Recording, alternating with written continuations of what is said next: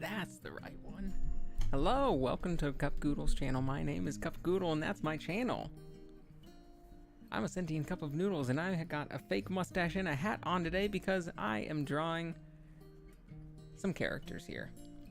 Today I'm going to be drawing the fourth in a series of character art that I've been doing over the last month or so. of people's D&D characters, Dungeons and Dragons characters that I have been drawing based on suggestions, based on descriptions people have given me. This character here is a Hound Archon wizard. That is who we are drawing today. Good morning, Sprockets. Welcome. And Drim, hello to you as well. Howdy to you too, Mr. Noodlecuff. Thank you so much. It is great to see you both awake and hopefully having wonderful days so far. I've had a good day, but I got a little bit of a tummy ache, if I'm being perfectly honest. I went out for food, and I don't think my body liked getting new tasty food in there and not the same exact crap I eat every single day that it's at least used to. You know, I've always had a get ready for Pime? Get ready for Pime? You know, I've always said to myself that human bodies basically have the intelligence of like a moderately smart dog. Speaking of dogs, hey, look at that. But like a moderately smart, trained like pet dog. Where like it's not the smartest dog, it's not the dumbest dog, but it's a dog that can learn some stuff. How do you pronounce Pime? I don't know. What's Pime? I have no idea what Pime is. So because like if you eat, like a dog can learn patterns, it can learn times and stuff. A dog learns when you wake up every day. It takes about maybe like a couple of days or a week. Pime is Meme's friend. Then it's absolutely time for Pemes. Time for memes and Pemes. If you like sleep at the same time for like a week and wake up at the same time for a week, your body will eventually just start knowing that like, oh, this is wake up time. It'll start adapting to it. You eat the same thing every day, your body will go like, oh, we know exactly what to expect. You eat the same time every day, you'll start getting hungry like an hour before that and just go like, what the fuck? I thought we were supposed to eat around this time. Like, no, wait an hour. If you do anything out of the ordinary after doing all those routines every single day that you're so used to, anything new happens, you freak the fuck out. Your body freaks the fuck out. It's like, what is this new thing or person or sensation? We don't know what the fuck is going on. Also, it's on my fake Logan computer, aka my old PC. I'm gonna struggle with the pass. Hey, whatever that means, good luck with it. Whatever that is about, I hope that you don't struggle too often or don't struggle for too long with it, Drem, and that your struggles are near an end, and that you can get the computer working or get your fake Logan computer working as well. But let's redirect back to our hound boy here. Let me open up, as usual, the description of who we're going to be drawing today. Our hound archon named Vohamana, or something like that. Not entirely sure what the correct pronunciation is because it's just written, but it is spelled like that. V-O-H, Vo, or V-O-H-A, Voha, M-A-N-A-H, Mana. And the broken keys on my old PC are TY 12345 Damn, no T and Y and not most of the numbers. Well, that's alright. You can just keep on just typing 5555555. That's the only 5 and 6. That's the only numbers you can do. So Vohamana, our hound archon here, says Vohamana is a hound archon who is sent down to the mortal realm. Archons like angels. They are like celestial higher beings. Who was sent down to the mortal realm and cut off from divine magic, so he became a wizard instead. He's about the height of a dwarf, so we have sort of a big chair behind him, and his legs would not be touching the floor. I wanted to show a big chair, and I wanted to show his body being pretty small, but slender as an elf, which is also why his body is small. He's not short and stocky, he's short and slender, with blue-gray fur, which we're going to draw around there, and maybe white underneath his muzzle and maybe on his neck, and a German Shepherd style face, which is why also I used a bunch of German Shepherd references while I was trying to learn to draw him. I drew him without tracing a German Shepherd. I traced a bunch of German Shepherds and tried to replicate their lines and learn how their head shapes worked, and then try to draw my own here.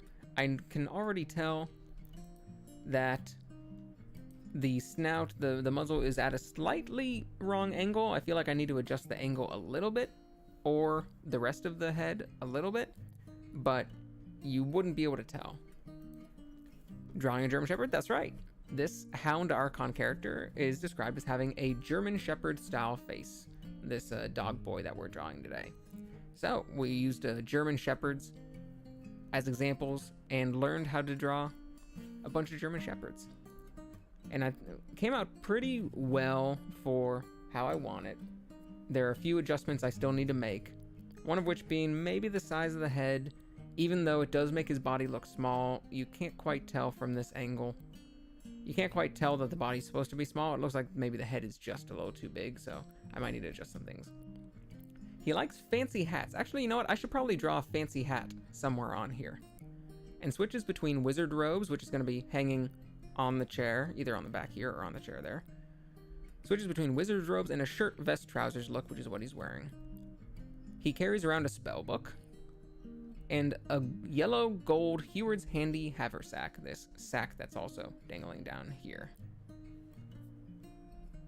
Says his favorite color is yellow, but he only uses that for accents and his gear clothes. His favorite food is a well-seasoned steak. He's got a steak in his mouth right there. He enjoys alchemy as a hobby. He's dripping that while he's reading stuff here.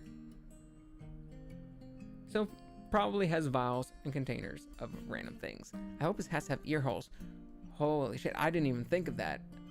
Sprockets, it's so good that you're here because I was going to be drawing a hat, probably like a Three Musketeers feathered, wide-brimmed hat, but there's got to be ear holes. There's got to be ear holes for that. Or maybe like if it's like an anime kitty hoodie, cat hoodie, it'll just have like the ears sewn in, like little ear pouches sewn in. But no, I feel like a hat. You want to see the ears poking out underneath the hat. Or now, you wouldn't be able to see this too clearly, or if the hat presses his ears, like, down, kind of smushes them down, that could be very cute. If you see the ears kind of being smushed down behind his head, or in front of his head, that's also very, very cute. But you probably wouldn't be able to see that too well. Ears sticking out of the hat.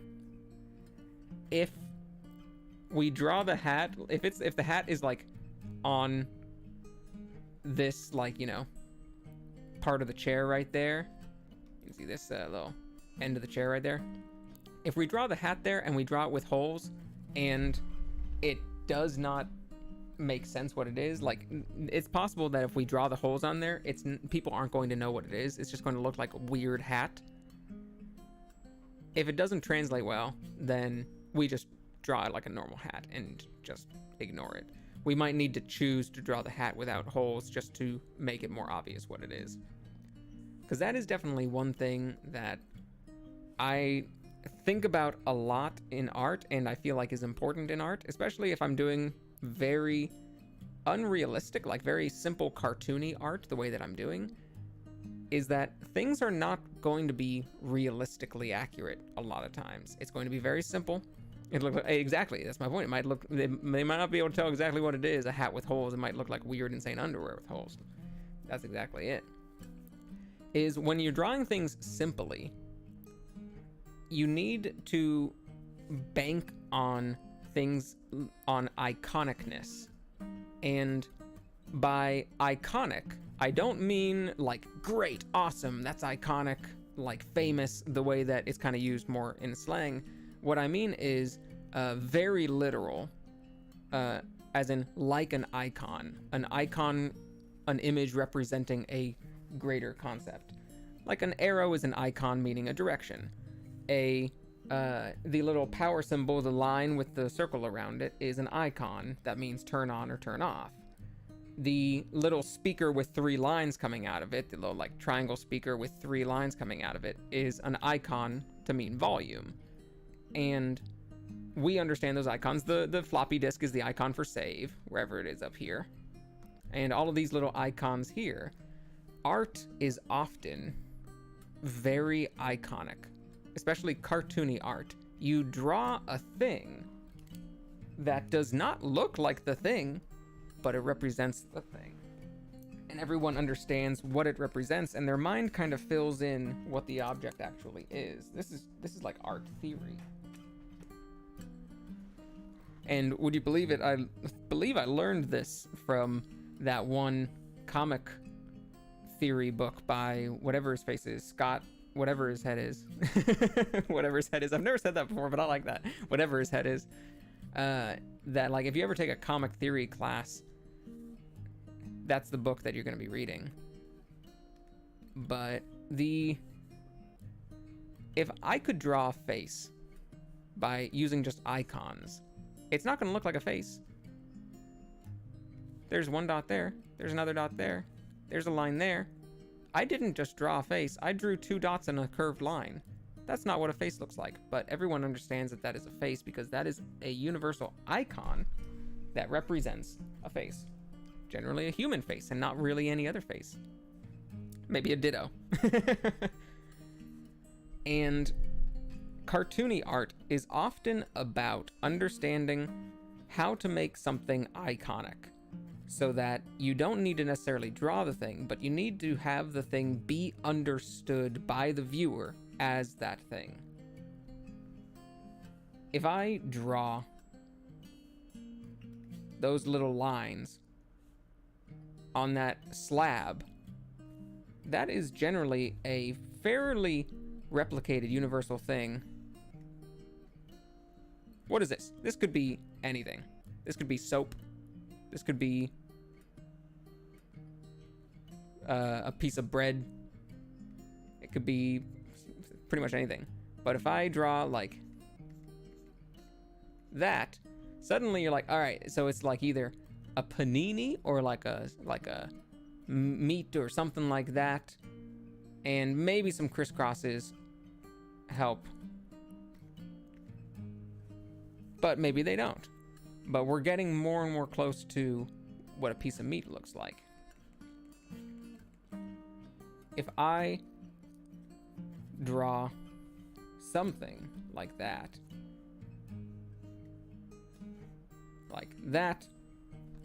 this is just a little squiggly triangle like this, but which, you know, might be anything. Who knows what this is? A little squiggly triangle like this. The fact that it's curved on the bottom and on perspective, you're just like, I guess this may be like a little pile or something, but as soon as we start tapping, now it becomes a little bit more obvious of a pile of small grains of some kind, powder of some kind.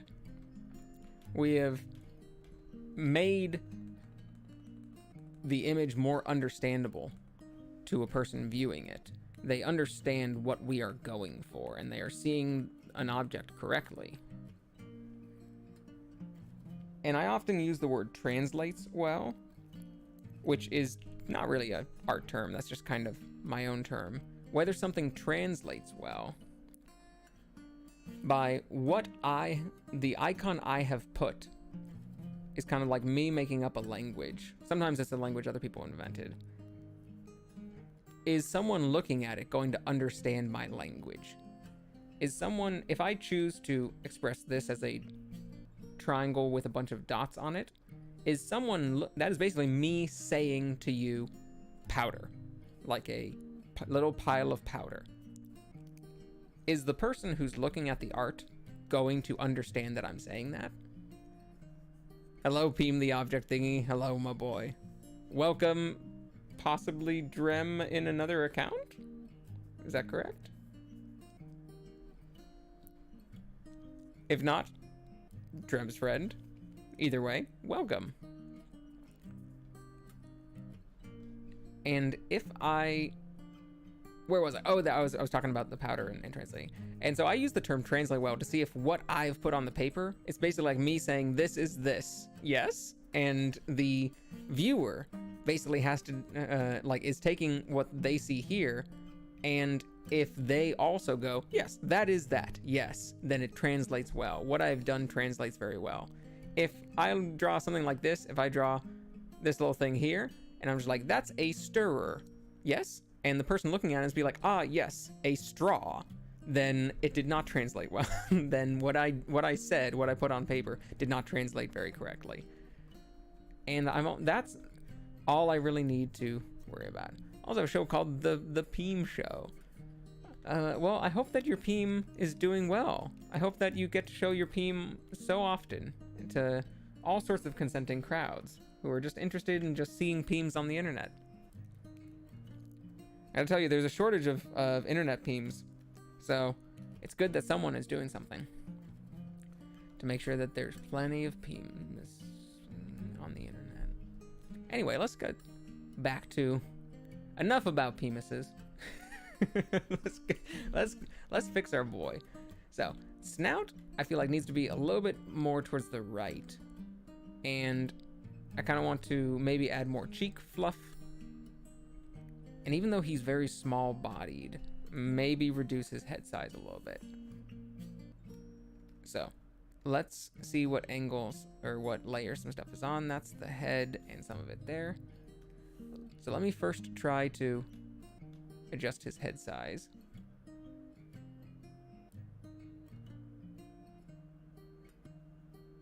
A little bit. This.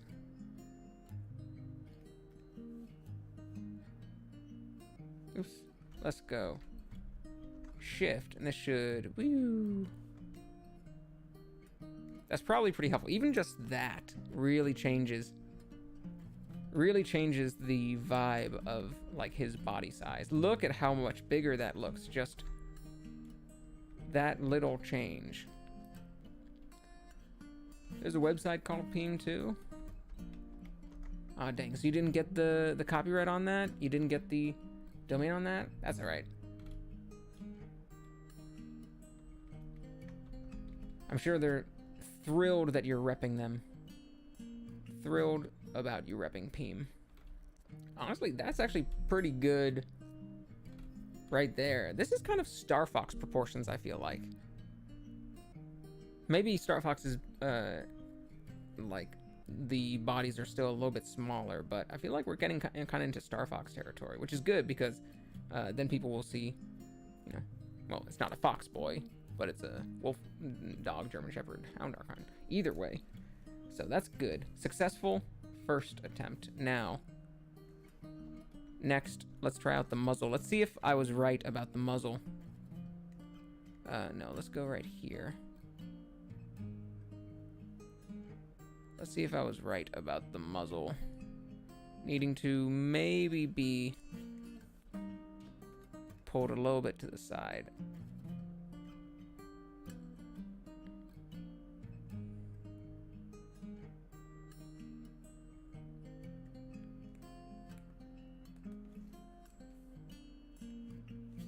There, and oops. Let's see what it looks like.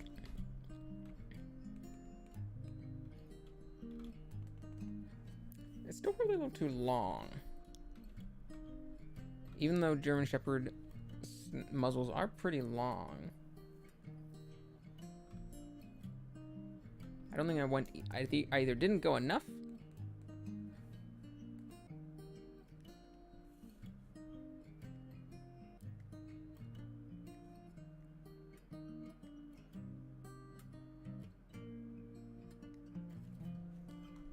or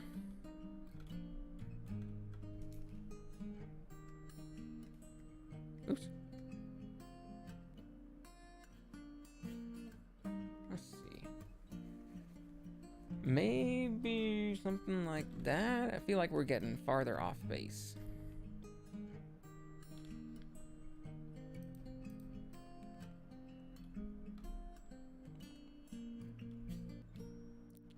Ooh, this is a tough one. That one definitely looks too far down. It definitely looks too droopy for the angle that his face is. We're kind of having him look a little bit more, like slightly more straightforward, as if he is, and not like down angled. So I feel like this one is probably better. Maybe I'll just keep it as that for a sec. My tummy kind of hurts. I wish my tummy didn't hurt.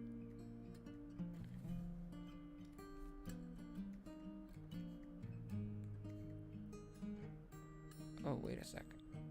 Would it go down to his nose like that? I think it would, but...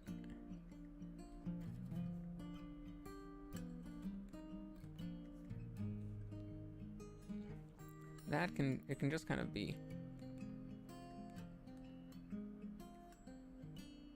Yeah. That's right. It's sort of flattened on top. Dog noses are sort of flattened on top and then kind of spread out down like that.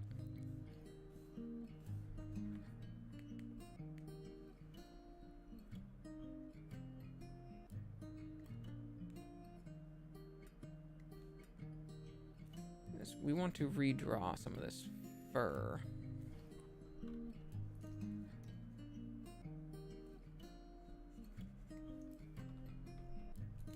A little bit of maybe this fur as well. Ooh, sort of droopy like that, maybe.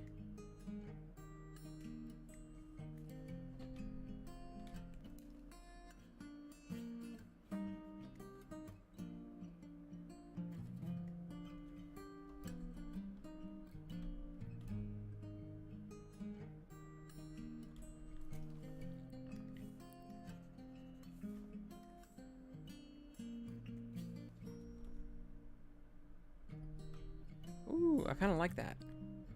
Let's go with that.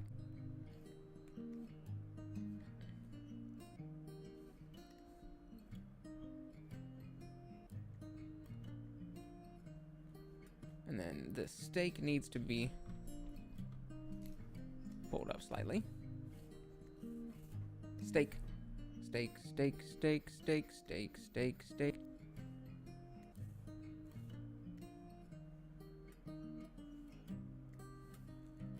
That kind of Pinky and the brain.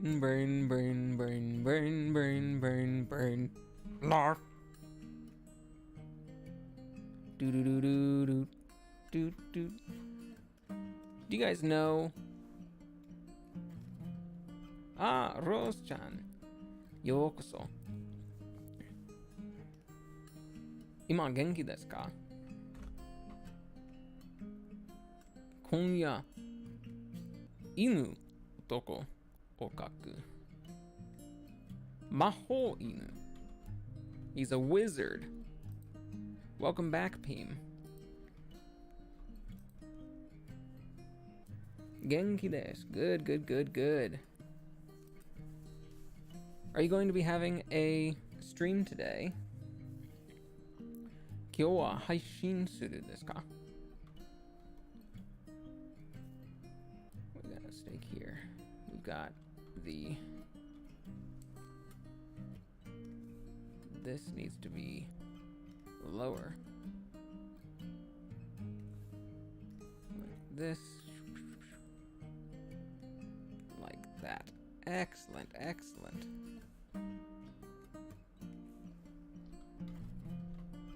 Alright, that's a good look for our dog boy. Oops.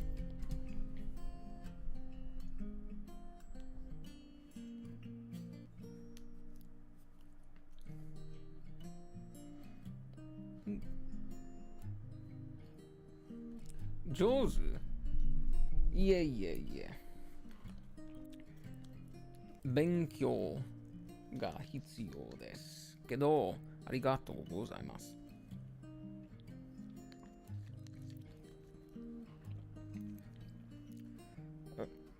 Rose-chan, TRPG をやりますか? TRPG 好きですか?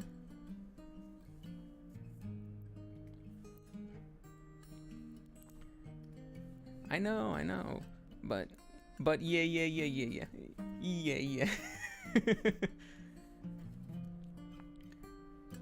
No, but thank you. Yes, but thank you. I appreciate it very, very much. Do you play any TRPGs? Because this character is from a TRPG.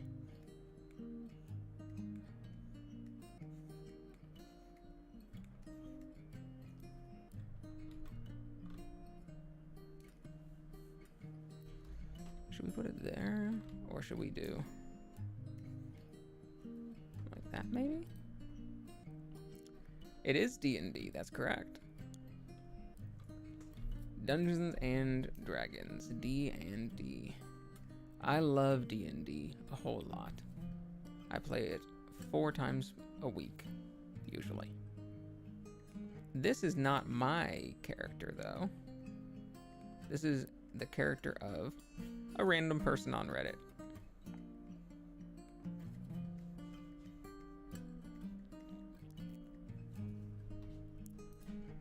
What the hell is D&D? Well, Peem, D&D is a tabletop role-playing game where you roll dice and act like characters of your own invention to have fun fantasy adventures with your friends.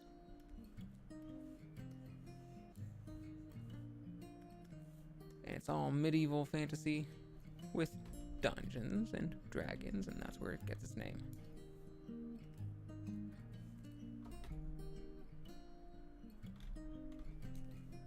We gotta fix these little glasses a little bit.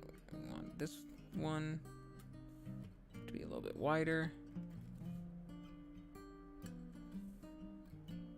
And we want these all to be a little bit swoop like that, and a little bit higher maybe.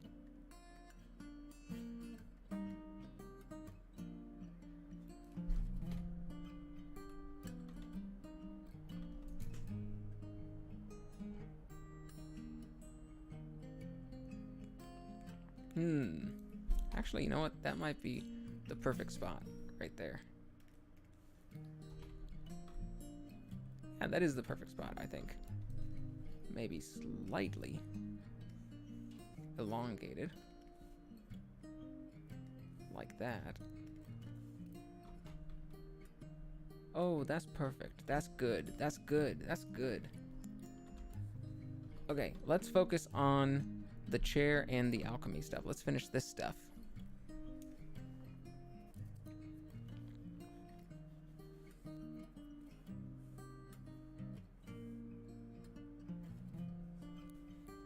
What layer were we on? We were on that layer there.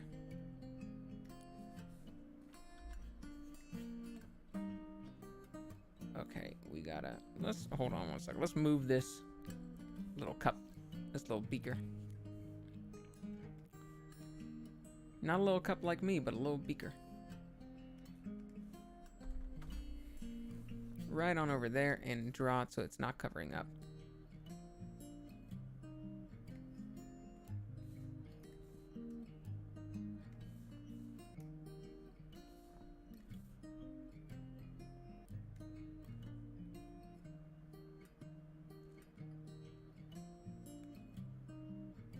Could be using lines for this, the line tool and stuff. I also could be turning stabilization on, which I probably should for these cleaner lines.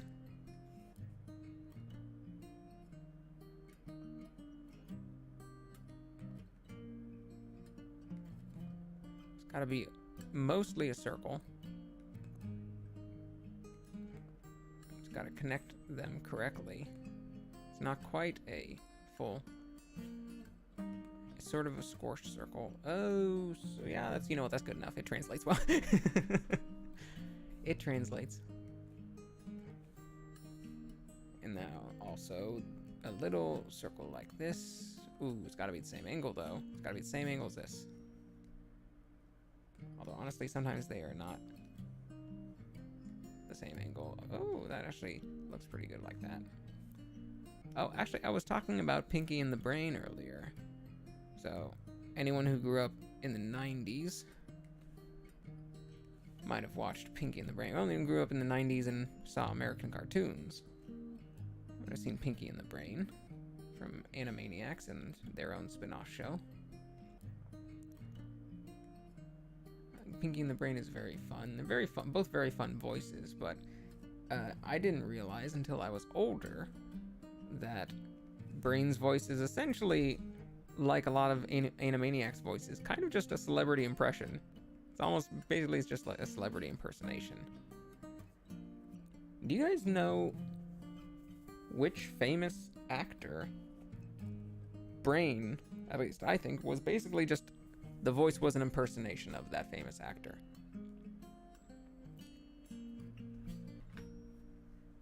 And when I say it, if you know the actor, you might go like, oh yeah, I see it. Or you might go like, I'm not sure I see it. But I'm pretty certain that it's this famous actor is meant to be a...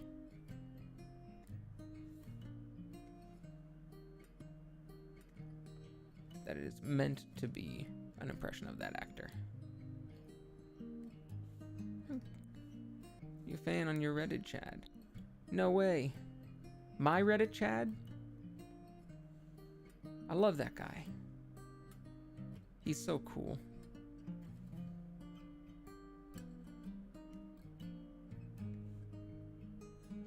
Ooh, I should probably go a little circle like this. Oops.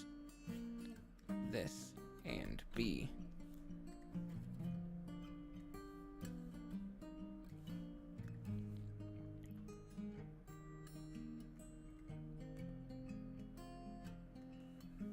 So,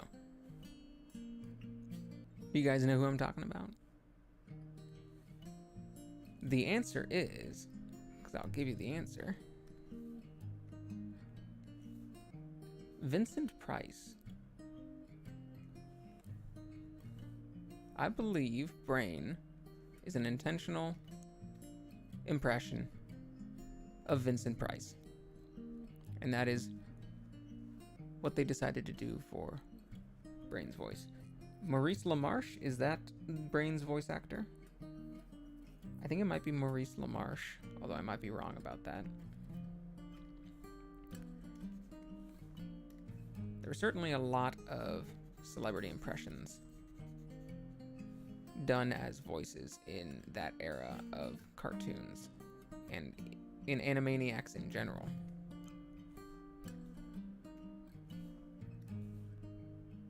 And there were a whole bunch of 90s cartoons where people were just kind of doing celebrity impressions as the character. Like that was just, what if this whole character is just a Jerry Lewis impression? What if this whole character is just a,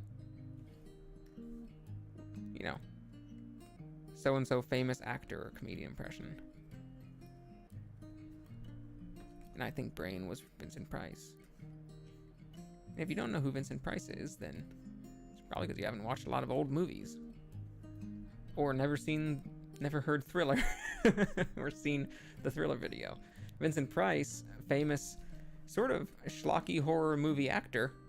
Wonderful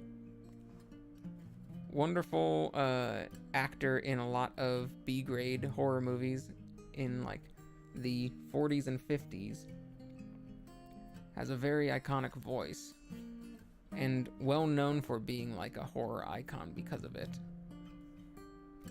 I don't know if he ever hosted any horror type TV shows or anything. House on Haunted Hill.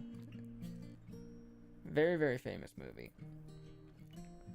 So, some very famous movies, but his voice was, you know, pretty iconic, and the way that most young people probably know him, since I'm guessing most young people haven't seen House on Haunted Hill. I'm guessing most people haven't seen, it wasn't called Omega Man. It was essentially the same, I don't think it was called Omega Man. It was essentially the same, the Vincent Price one and the Will Smith one. Hello, Super Bongo the Spartan 2022. We got all of Drem's accounts just here having a conversation in my chat. All of Drem's side accounts just having a wonderful conversation in my chat right now. I tell you what, that's gonna make the SEO like awesome. I think it was the voice for Vincent Van Gogh, the narrator 13 Ghosts Scooby-Doo. Okay, if he was the voice of, that's a very funny name to have Vincent Price playing Vincent Van Gogh, a narrator. That's great. In that case, the 13 Ghosts of Scooby-Doo, Scooby-Doo and the 13 Ghosts, young people would probably know him from that if he's the narrator in that. And He is the narrator on Thriller, like the song Thriller, Michael Jackson's Thriller. The one who reads that poem at the end. It's the end, right? It's not the beginning. And gives the, like, you know, famous laugh at the end. That's Vincent Price, who was chosen because he's a famous horror actor. And that voice, that sort of Vincent Price voice that he's got like that, I believe was what I think Maurice LaMarche was doing for Brain, or at least something similar. What are we going to do now, Brain? The same thing we do every night, Pinky. Try to take over the world. I think was kind of a, I suspect, Vincent Price impression. I got nothing to back me up, though. I don't know if Maurice LaMarche has ever talked about it or said that that's what he was doing. But it's what I suspect. Let's see, that one, good, like that. I suppose I should go on the other one. Use OBS. I use Streamlabs OBS, which a lot of streamers don't actually prefer over OBS Studios. Those are there are 3, I believe, stream elements can also work on its own, or does that only work with OBS Studios? But OBS Studio is the main OBS that people tend to use. All of these, I think, generally open source, or maybe just OBS Studios, or like OBS itself, like the software, is open source, so anyone can use it. And OBS Studio is the main one you'll see people use. Streamlabs OBS, I feel like got popular amongst streamers, amongst VTubers, because of HoloLive. That's what I know it from, because HoloLive uses Streamlabs OBS. And so it's just like, what, you know, streaming software are these VTubers using? And found out that it was Streamlabs OBS. So I was like, okay, well then I'll look into that. And it is user-friendly. I do like it. I've seen some people saying that they don't like it as much as OBS Studio, or that they have problems with it. I so far have not had problems with it. At least not ones that I would consider problems with the software. Sometimes there are like things that I don't know how to do that I consider my own errors because I don't know how to do it yet. Is that the correct angle? I suppose that's a correct angle. Doesn't look quite right though. And so that's the OBS that I use, which is Streamlabs OBS. Well, it's shifted to one side. Let's go down like this, and then we have to go lower like that. To go more angular like that. That's pretty good as is. That's pretty good.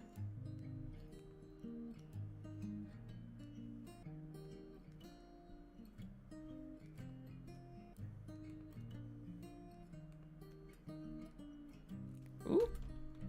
Very nice? No, not nice.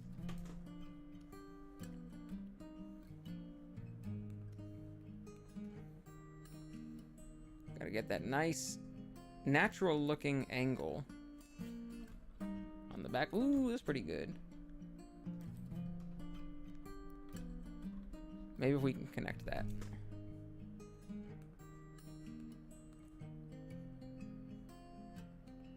Vincent Van Gogh, that's a good name.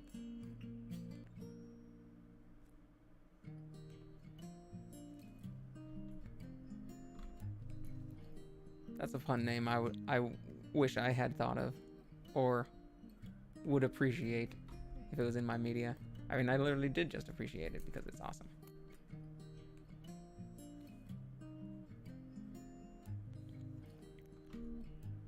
Okay, that's good. Now, should we have it filled with liquid, or should we have it like partially filled with liquid like that, or should we have it just drip, drip, drip?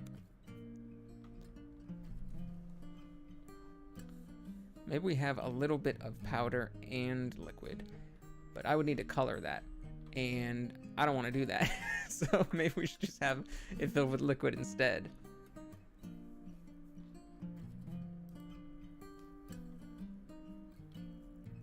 I kind of like the look of it just being a little drip, drip, drip, though.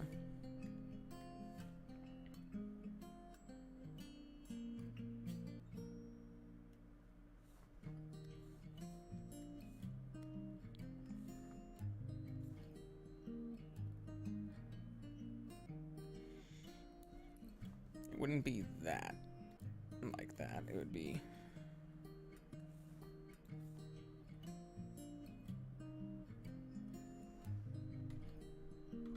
not quite like that either.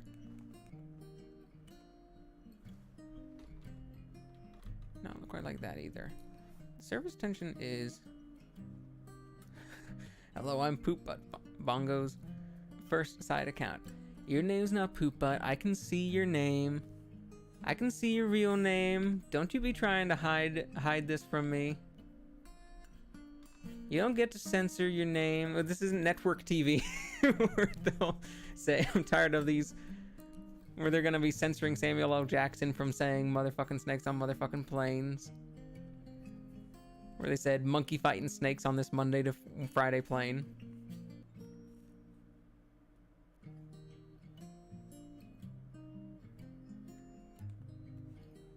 I forget what, I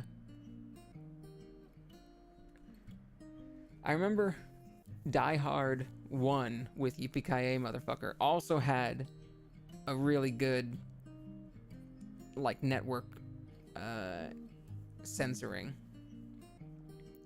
I forget what they did for it, though, but it was like, Yippee-Ki-Yay blanky blanky, something like that, and it started with an M,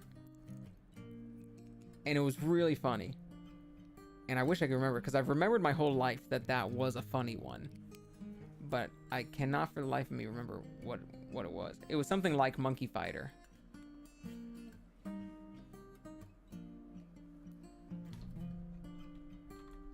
know what, let's just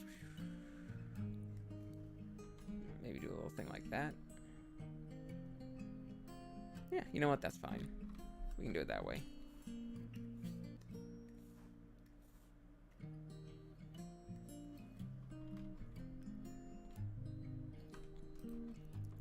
Melon Farmer, that's a pretty good one.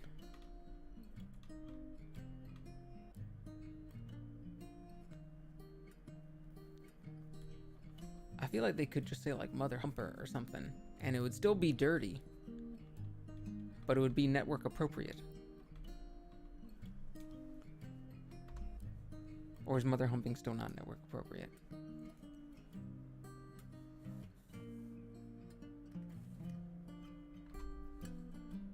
This one also is going to be... Actually, hold on.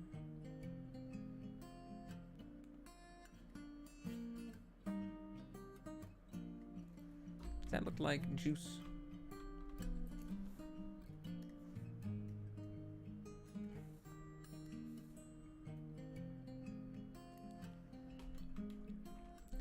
You know, the insult motherfucker. As an adult, I started to understand that it was about fucking your own mother. But as a teenager, I was just like, are you not allowed to fuck someone's mom? Like, someone else's mom? Wouldn't motherfucker be a good thing if, like, someone's got a real hot mom and you can fuck her? Like, isn't that a compliment? Like, no, you're fucking your own mom. Oh...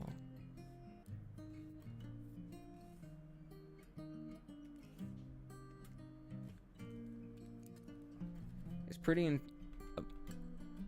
what the fucking? The fucking is pretty intense? Sprockets, what kind of motherfucking sessions are you having?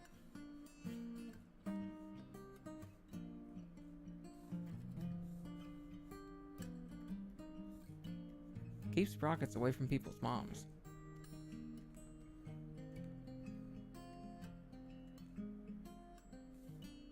Intense ones. Asked and answered. No further questions, Your Honor.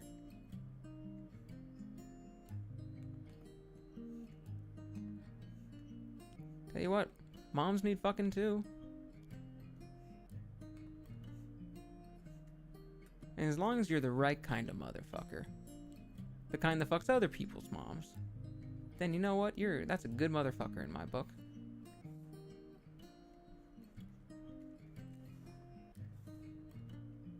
Otherwise, you're just an anime protagonist.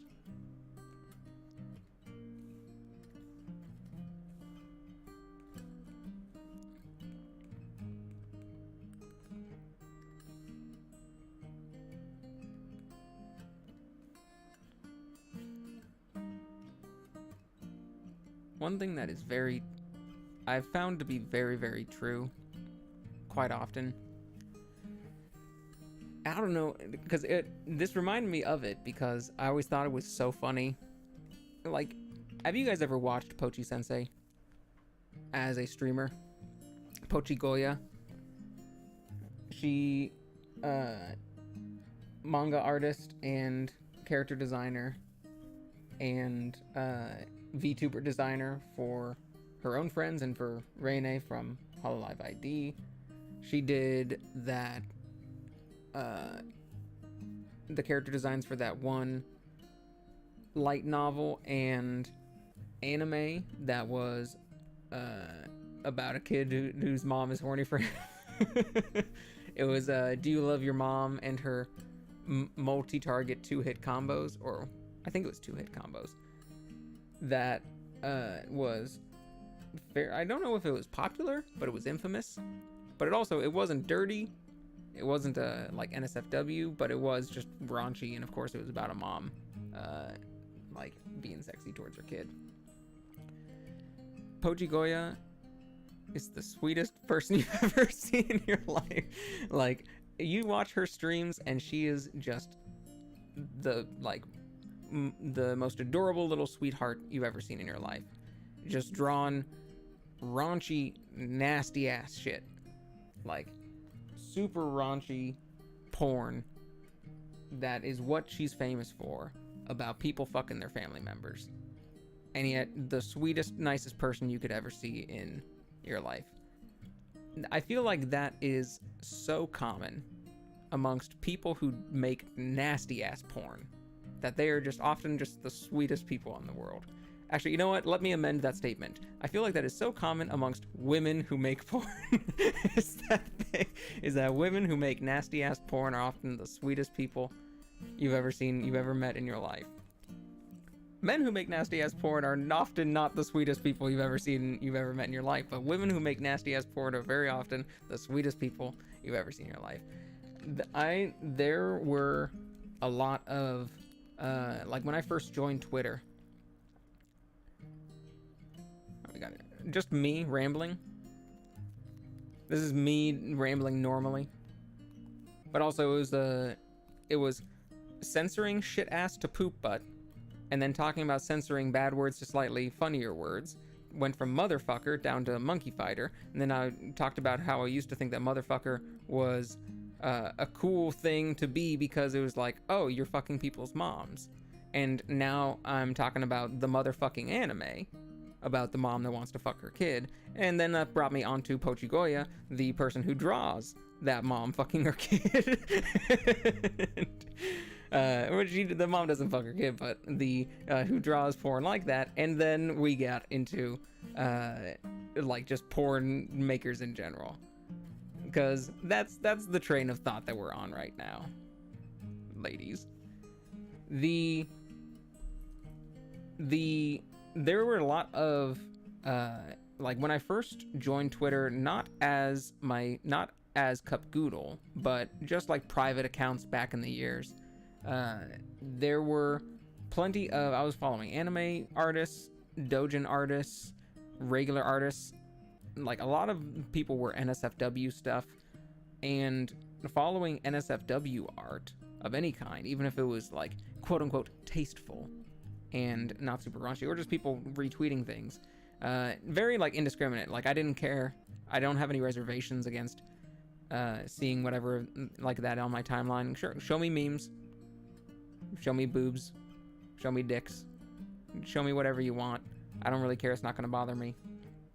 But that also led to a lot of recommendations for other NSFW pages, where it's like, oh, this porn star, or this cam girl, or things like that. Plenty of people who are just doing sex work. They are so fucking funny. Like, that is what I discovered back like 10 years ago on social media, is that so many sex workers are so fucking funny. And so many people who do sex work or really raunchy NSFW stuff are so kind and sweet, and not just, even just like in online persona.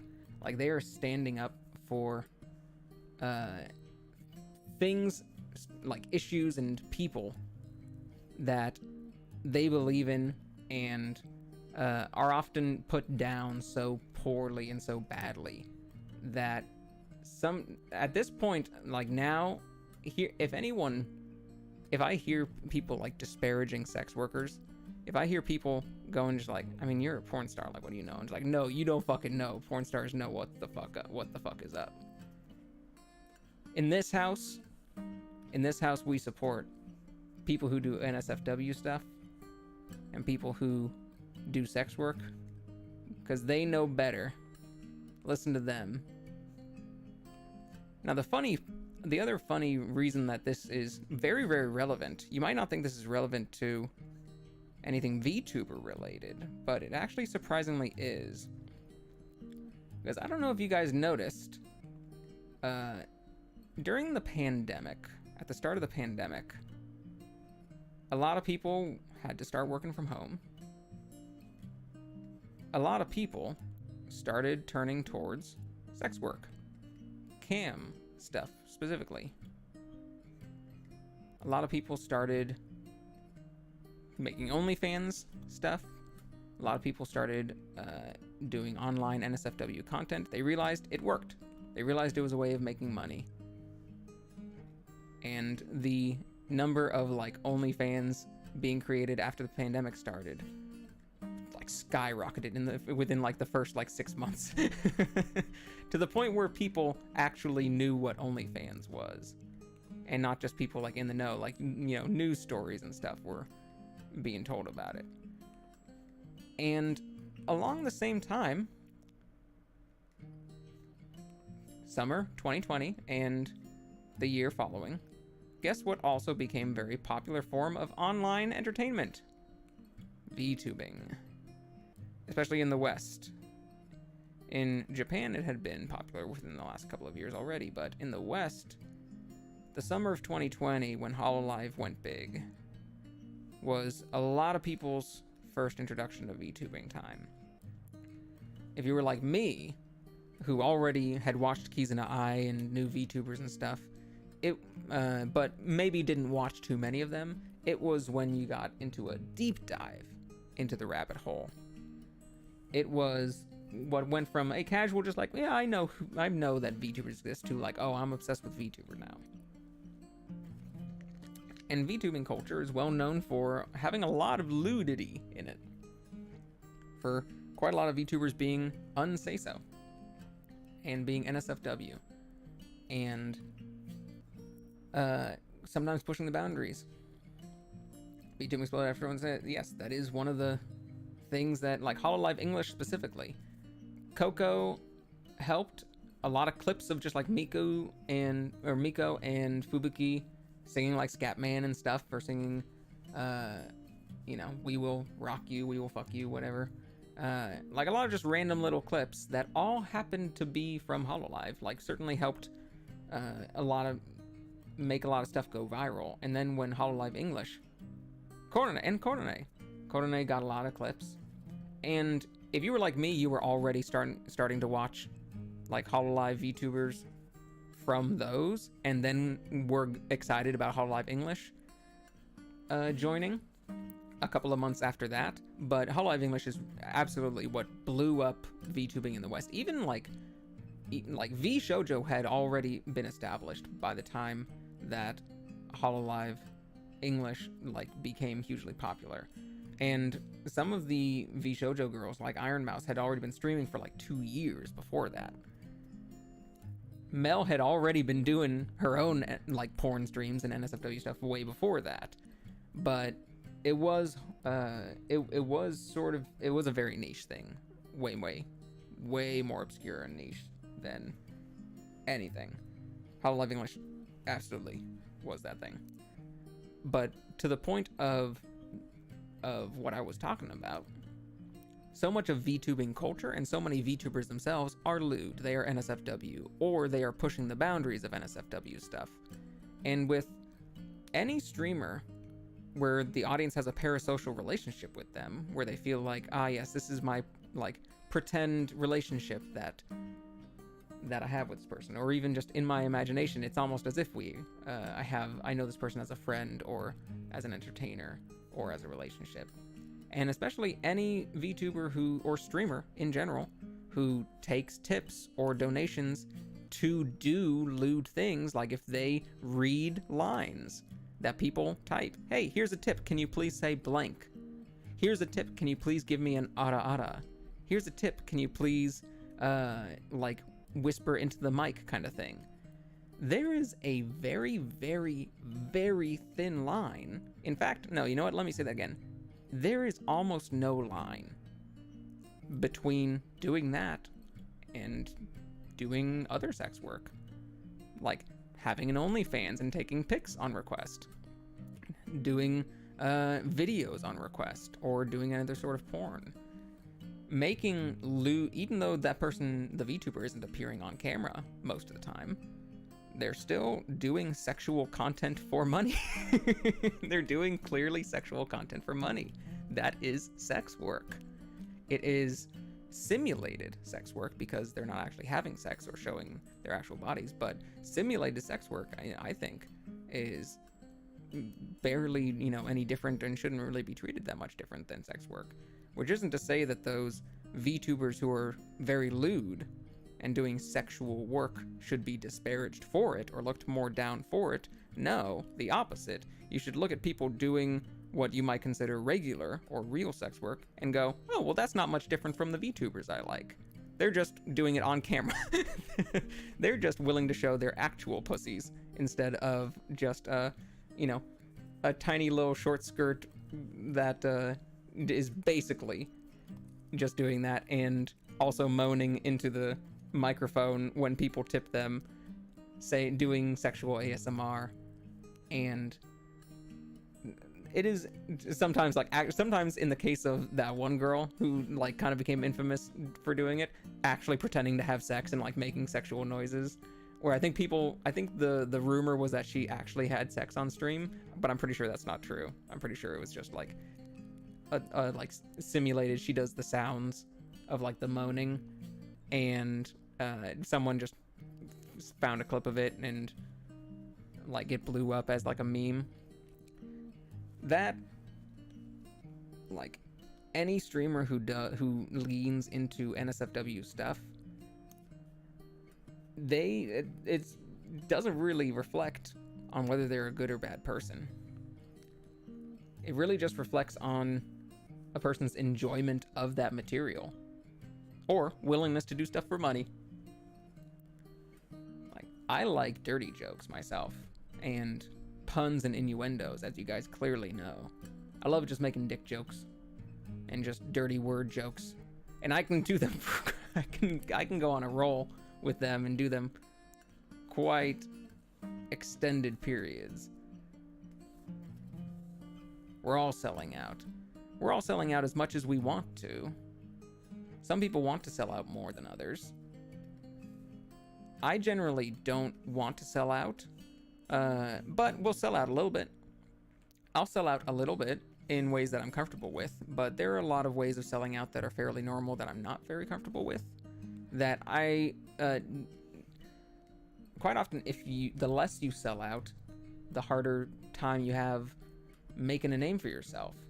But also, hopefully, if you're lucky, people don't mind or can't tell or don't get turned off by the sellout sort of thing. Because sometimes people are just like, this feels forced, this feels fake, this feels like you're begging or you're trying for it or you're putting it on.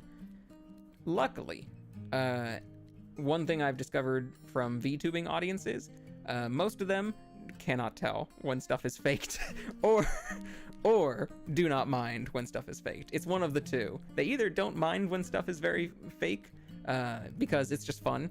I would say I'm in that crowd. I'm in the crowd of just oh yeah, clearly this is fake, but I don't mind. It's fun. but there's a significant number of people amongst VTuber fans who can't tell when stuff is fake, and they eat like they eat up everything, and that's very, very dismissive and diminishing to say, but I absolutely think it's true. And I don't think being in a enjoying it's fake, understanding it's fake but enjoying it is necessarily better. It just means a lot of people don't really have very good critical eyes to tell when someone's putting something on. But the choice to like do that kind of thing. You're watching a cup of noodles draw a dog in a vest, you'll go with anything. Yeah, but I'm a real cup of noodles though, and this is a real mustache and hat. I'm not faking anything, okay? I'm a real... This isn't an avatar. This is... My camera is on, and it's showing me an actual cup of noodles with an actual hat and big long noodly arm drawing right now. There's no lie here. We're not playing pretend here. This is real life.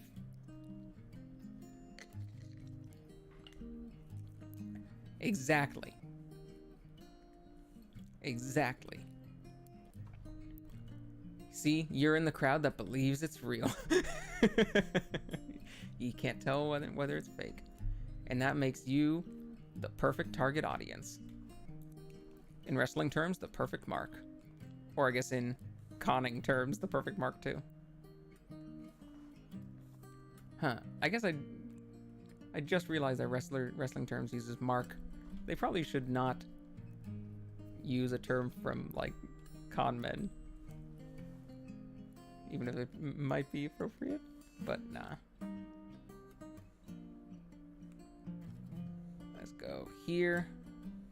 Now that I'm done rambling about sex work and VTubing being sex work adjacent a lot of times, let's get back to actually drawing a dog boy.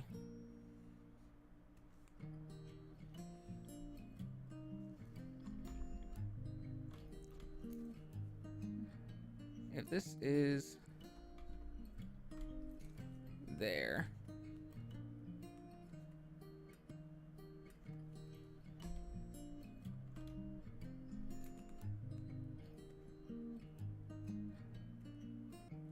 there,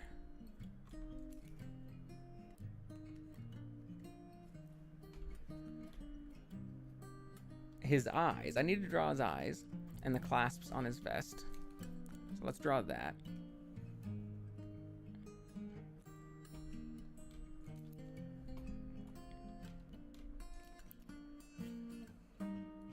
I don't need to finish the coloring today, but I do want to finish the lines today. I might even be able to start the coloring.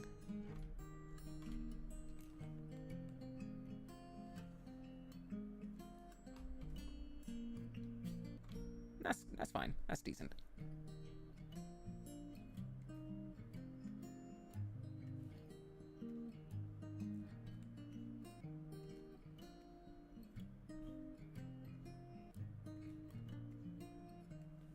Are those lined up? Oh, lined up enough.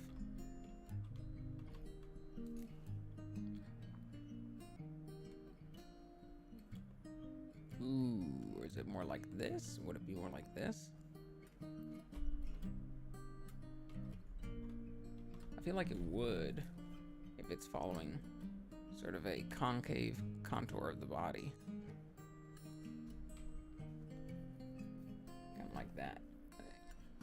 You know what? No one's gonna notice the difference. No one's gonna be able to tell otherwise, so let's just go with that.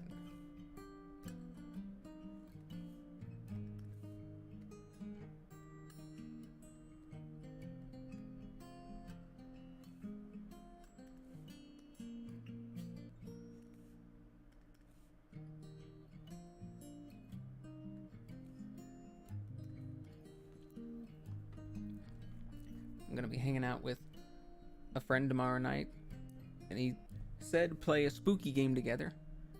I don't know which game he means, but I'm guessing it's probably one of the Dark Picture Studios games, either the House of Ashes or the Quarry, since we've been playing the Dark Pictures games together for like over the past year or so. Like every once in a while we'll just put on one and play it together, or he'll watch me play. He watched me play through Until Dawn. And we haven't done House of Ashes yet together. And I think The Quarry isn't a multiplayer one, right?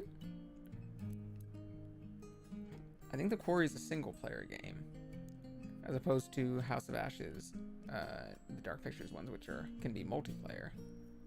Because he suggested the sometimes recommended way to multiplayer some of those games, where if you wanted to multiplayer Until Dawn, there were people saying, well, there's no multiplayer, but what you could do is you could, if you're in the same room with other people, you could each decide which character you are playing and then pass the controller back and forth when it's that character's turn, or split up the characters, like you get two kind of thing, and pass the controller back and forth. And he recommended that. He recommended, like, hey, you want to come over tomorrow? We'll play a spooky game, pass the controller back and forth. And I was like, sure, that sounds good. And then I didn't ask him what game we were playing.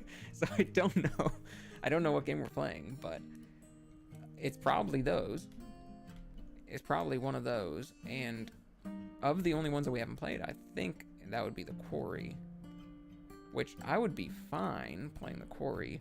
I've been interested in playing that. I have avoided spoilers. I do not know what happens in The Quarry, and some of my other friends have been like, "Oh, I need you to play The Quarry because I really need to talk to you about it, and I really want to know your opinion on stuff. I want to know your opinion on the ending. I want to know your opinion on creature and stuff." But they haven't said anything specific, so I do want to have an opinion on it. I do want to see what it's like. So far, what is that company's name? Super something, right? It's Super something, but it's not like Super Giant. Super Active? Supermassive? Supermassive Games? Is that who does it? Dark Pictures Anthology. Supermassive Games, yeah. So all of the Supermassive Games, I'm a big horror fan. I absolutely love horror. There are a lot of horror games that I think are super cool and like amazing, excellent games. Video games are a great avenue for horror. None of the Supermassive games have ever none of the Supermassive games have ever really broken into like amazingness territory for me. They are clearly made by horror fans. Like, they love horror tropes in movies, and they are inspired and pay homage to a lot of the horror tropes in movies that they like in them. And some of the games do a better job, and some of them do a worse job. But all of them have seemed like, generally, it's just not a format that I like. I don't really like story, like, decision games, where it's just like the same thing even with like dating sims. I don't really like, dialogue options where there's the right option and there's the wrong option, and you could choose one of them based on your dialogue choices. I don't really usually like those types of games, so it's already at a handicap for me where it's probably never going to be one of my favorite types of games. But some of them also do a better or worse job with their horror and with their storytelling. My favorite of them so far was Man of Medan, the one on the boat, on the ghost ship. That one, I think, had the smallest scope. It was like trying to do the smallest story and do the least. Do the least in terms of its characters and story and all that sort of stuff. And because of that, I think it was the best, because it was able to accomplish just the small scale story that it wanted to do. It's just, here's a little story, and they did that story competently. And like, just being competent is often all you need. It was a very successfully made game, and so to me it was like a 6 out of 10 kind of game. And I don't mean 6 out of 10 on like video game review websites where 7 is shitty and 6 is like you might as well not play this. 8 is average, 9 is slightly good, and 10 is Legend of Zelda. Like, it's not the, like, you know, 7 is 5 kind of scale. It's like an actual, like, oh, this is slightly better than your average game. This is slightly better than your average horror game. And very, very competently done. Nothing particularly, like, super special about it. It is a very, very well done choice game, like choice and dialogue game. But there's some aspects of it that were still a little frustrating, or that, like, you know, like I don't like or appreciate or think that are that fun. That could have been changed, but it was a good 6 out of 10. Little Hope, I consider kind of a 5 out of 10. I played a slightly bugged version of it. I like the ending of Little Hope. The ending is one of the part that I like the best about Little Hope, actually. The rest of the game, it is, you know, it's just fine. It's you know, a lot of unlikable characters that you have to spend time with that you don't really like spending time with, so it's not particularly fun to play through most of the time. But in the story, like, you know, is interesting, and then all sort of gets rewritten in your mind after the ending. And the ending I like. The majority of the game and the stuff that sort of gets rewritten by the ending, I don't think is that good. And so it was sort of a 5 out of 10. It was like slightly worse. Where if they just took a huge chunk, just the chunk that happens in the past, out of the game, it would have been a better game for it. It would have been a smaller scale game and a better game for it. Until Dawn, I didn't like very much. It was a fairly competently well-made game, and so it gets like a 4 out of 10, but I did not like the story very much. I did not like the characters very much. I thought it had bad pacing. I thought it had too many unrealistic parts that got me taken out of it, where I'm just like, no, you can't expect me to believe that game. You can't ask me to suspend my disbelief for this stupid fucking idea. And it lied to you. The game lied to you by showing you things like in scenes, like, you know, showing you stuff like in the environment and in scenes and stuff that you could look at with your eyes, and then like during flashbacks or memories or stuff like that, changing what was on screen to like here's like, and then what those things that you saw, like here's what you didn't see there, and you're like, you changed it. That's not what it was before. That is like, that's not a twist. You lied to me, game. And therefore it would have been like impossible to guess. And just a whole bunch of frustrating things about that game that it really felt like a game made by horror fans who knew horror but didn't know how to make a game, or who knew horror but didn't know how to write a horror story. And so we've got sort of like 4, 6, 5 House of Ashes I don't know, and Quarry I don't know, but I definitely like am interested now in playing more of the series. I'm interested now in playing more and seeing which ones they do good and which ones they do bad, and why certain ones feel good and which ones feel bad, and why they do so. Partially just because it is illuminating on what makes a successful horror story and a horror video game, specifically a cinematic one like they're going for. With them using essentially the same gameplay style, sort of the same template of game, and doing it in a bunch of different stories with a bunch of different characters, but otherwise keeping generally the same sort of mechanics across all the games, it really lets the stories shine and see what it is about the stories that you like more, that you like less. And so they are very, very good test subjects, like things to look at under a microscope as far as writing goes, as far as story writing and direction and presentation and character goes in horror games. which a lot of times get undershadowed by, or get overshadowed by, gameplay. You know, is this a fun game to play, or is it glitchy or buggy? Often overshadows whether the story is good or bad and the characters are good or bad. In a game like those, where there isn't much gameplay besides just choosing options and sometimes like aiming or punching and doing QuickTime events, it is all you can focus on is the story and the characters and stuff. And so it is very fascinating, even if it's not my favorite types of games to play. And I would probably just enjoy them more if they were just movies.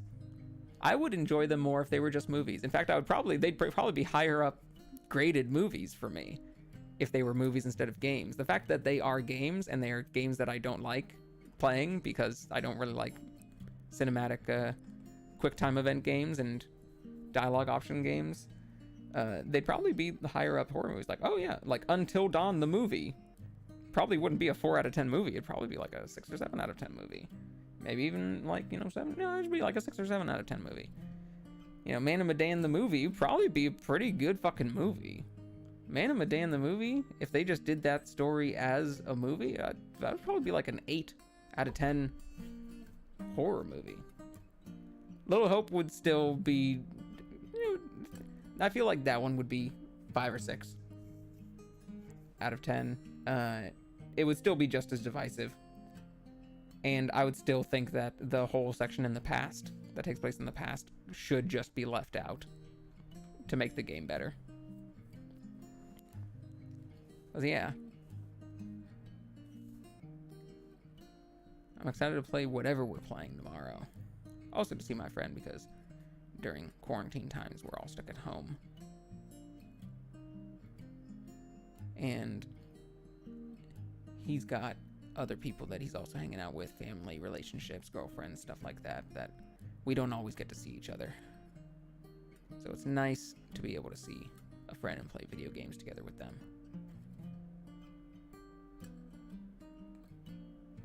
That'll be my afternoon after collaborating with Megan. Because Megan, Martian, and I have our collaboration on Unravel 2 tomorrow. Hopefully finish that one. I think we will.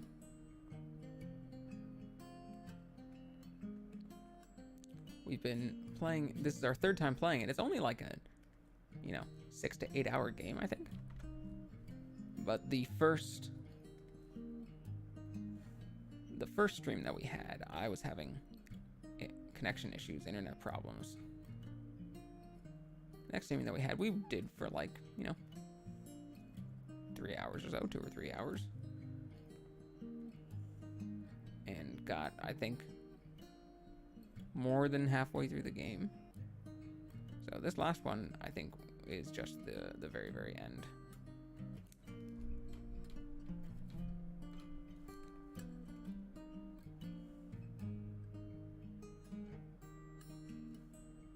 But also, it's very fun to be on her channel, having all the extra people in chat that can all chat together and tease each other. This one, you're not going to be able to see this here if I do lines here, but oh well. I is line? No, I is not line. What is I? Ah, I is decreasing opacity, I see. Just need to do a line here.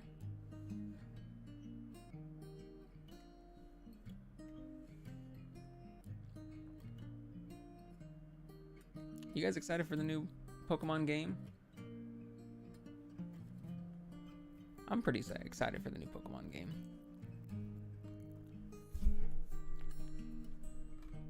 I'm excited to try out. Normally, I like Pokemon games that are very, very the same.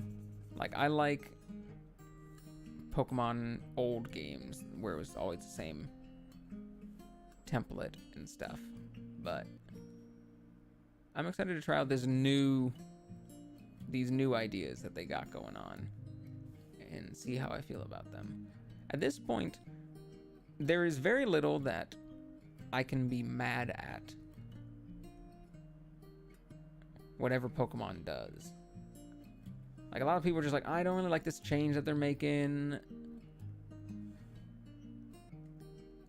I want it to go back to older stuff, or maybe some people are just like, I do want it to change. I don't want it to be similar to before. And they still have this aspect that I don't like. There's very little that Pokemon can do that would get me very mad. There's certainly stuff that Pokemon can do that I wish was different. There has always been stuff that I had wished was different, but I still enjoyed the games. But I have gotten... When did Pokemon come out? 95, 96? So nearly 20 years? No, wait, nearly 30 years. Nearly 30 years? This is worth of enjoyment out of the Pokemon franchise. There's like that's amazing. This franchise gave me like several decades worth of enjoyment. If they did nothing but awful games and awful shows and awful movies from now until the end of time, literally every single thing coming out in the future was just the most upsetting, angering, like saddest piece of garbage ever, I still would have gotten like 3 decades of joy and entertainment from this one property. And so there's not much they can do to ruin that for me. Oh, darn. I didn't get 40 years. I only got 30 years. Well, that's not worth it anymore. It's only worth it if I get at least 41 years of enjoyment out of it. 30 years isn't enough. No. I'm getting 30 years of enjoyment out of a franchise. That's fucking, that's you're done. You don't need to do, you don't need to do any more for me. And so now it's just like, pick the games that look interesting. I didn't play Arceus. It didn't really seem like the kind of game that I enjoy the most. I was very interested in the changes, and the setting was very, very cool, but just the gameplay itself, I'm just like, it doesn't seem quite like what I want from my Pokemon game, so I didn't buy it.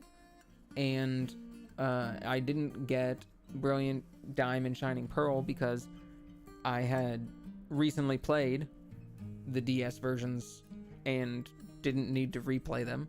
And there wasn't enough different about it. It's just like, no, it's not like Aura's, the Omega Ruby and Alpha Sapphire. That was a different enough game from the original Ruby and Sapphire that, like, it definitely felt like a really new experience. Kind of like Fire Red Leaf Green was a very different experience from the original Gen 1. Heart Gold and Soul Silver, kind of a different enough experience. Sort of a different enough experience. Brilliant Diamond Shining Pearl, not really enough of a different experience, so I didn't get that. Scarlet and Violet, very interested in playing that, and I'm comfortable with that in the future of just whenever there is a game that looks interesting, I will play that one game, and then not all of them, and will enjoy the things that I enjoy about it and will not enjoy the things that I don't enjoy about it, and will not say very much about any of it online. Like, I'm not going to Twitter to complain about not having the one Pokemon I wish was in the game be in the game, and acting like they had murdered my favorite Pokemon, like a crybaby who's pretending that it's not going to be back in the next game. I'm not going to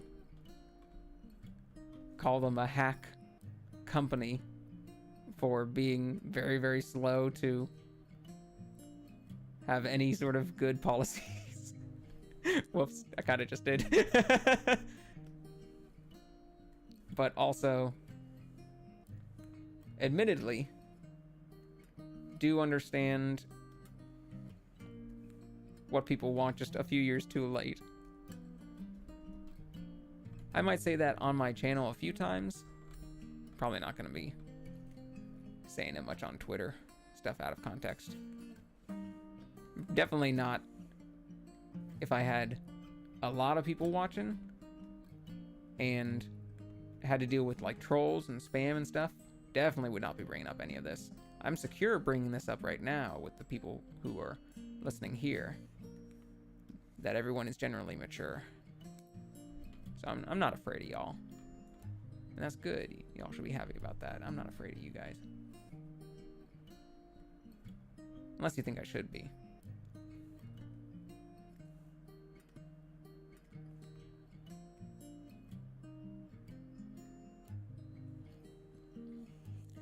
But I will just be very much minding my own business.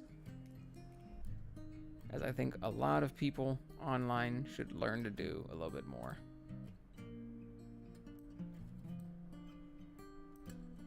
There we go.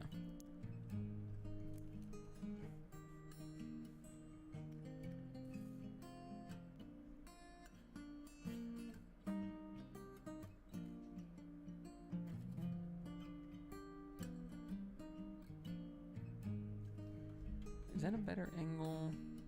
No, still slightly smaller.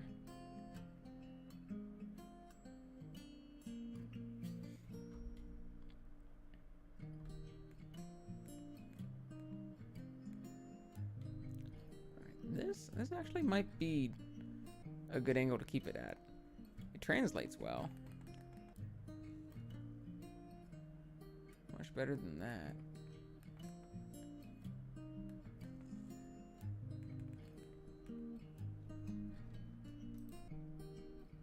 You're back again. Welcome, Peem. Welcome, Peem, the object thingy.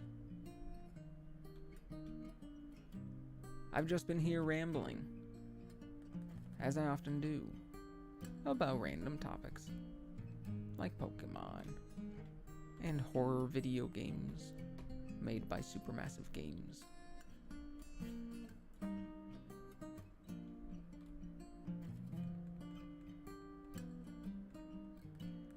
Do you enjoy horror games, Peem? Are you a horror fan? Movies or video games or things like that? Actually, you know what? I think this one is better.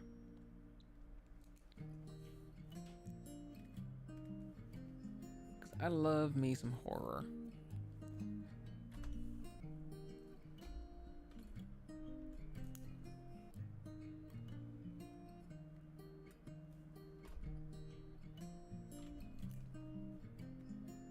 I'm not a fan of gore, though.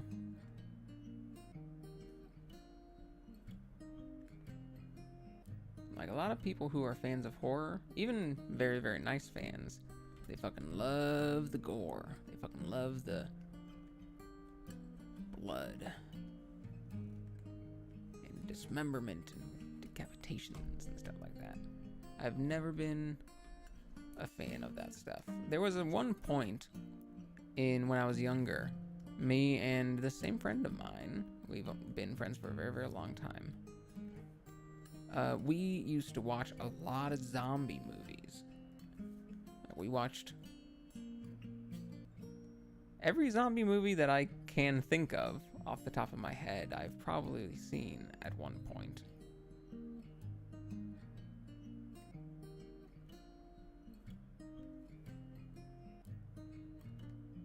Except for World War Z. That is one newer one. And by newer, I mean when it came out. Like, that I have not seen. But almost every other zombie movie that I can think of off the top of my head, we used to watch together. There was a summer or two where we just did nothing but watch zombie movies. Zombie movies, of course, quite often very, very gory and bloody and stuff. And at that point, you know, it was kind of fun just to see how inventive you could get with it. So it was kind of fun, almost like a competition between movies or scenes to see which one had the most gore or the most inventive gore. But that was back in like when we were teenagers. And now as an adult, like, I can't really stand gore. Like, I'm fine seeing it. It doesn't make me queasy or trigger me in any negative way, but it's just, I mean, well, it is gross. It does kind of gross me out sometimes, but mostly it's what I don't really prefer or want to see. Beam Species side, so you're here now. iClay, F-Clay's friends. Well, welcome. Welcome, Drama Count number 6. 5? 6? 6, I think. The type of horror, like, if there is gore in a horror series, that's fine. Like, I'm fine with it. It's not gonna bother me. But it's not the reason I like horror. It's not what I come for. It's not what I really love. Honestly, death isn't even, in like exploration or like interesting kills or even that kind of thing, isn't even what I come for. What I love about horror is the sense of creeping dread and tension, the anticipation, knowing that something is wrong, knowing that something is probably coming, and like just but not knowing when or not knowing what. And it's not even important for the characters to be feeling that. Like, sometimes if it's like a slasher movie and like the, you know, before the characters know that something is going wrong and they're all just like happy-go-lucky campers or something, versus, you know, maybe it's a thriller movie where like a character knows that someone is after them or chasing them, or it's like the end of the thing. There's no real, it doesn't really matter to me either way. But just for the audience to know that something is wrong and not know what, and not know where, and not know why. The not knowing or the waiting and not finding out is so much more heightened than any actual thing. It's so much scarier than the jump scare that can make you jump, but then it's over. And it was just a jump scare. And you just sort of come down from it, and like, it is a single release, but still feels like shorter, like less total energy. As if the heat of the tension accumulated all together was still bigger than the explosion at the end. And that heat is my favorite. That the energy of anticipation and tension. Which is often why I don't really like things being overly explained or like needing to, like, I like mystery. I like the mystery aspect of it because that mystery keeps the tension even after you're gone. If you like, if that tension, that sort of like, oh, something's wrong, we don't know what, if you like leave that movie and you still don't know quite how to explain it or quite what it was or quite how it worked, it just kind of was happening, you're just like, oh no, like that's way better. And so there are a lot of times where I will do, bringing stuff back to D&D, there's a lot of times that I will do horror adjacent or horror related stuff in my campaigns. Well, I shouldn't say maybe a lot of times, but a lot of D&D and tabletop role-playing games, they take so much inspiration from horror. Like, you're constantly fighting creatures and monsters and dealing with haunted dungeons and artifacts. There's so much horror related stuff and curses and evils that naturally some people choose to lean more into that. And so there's always an opportunity to add more horror related things. But those are always, when I get to do an actual like arc or an area, a town, a dungeon or something that is just very, very self-contained little horror story, have some sort of monster that is haunting an area and people have to go through trying to figure out what's going on. That's always the most fun for me. I love those things. And I feel like I tell them well too. I feel like I do those parts well.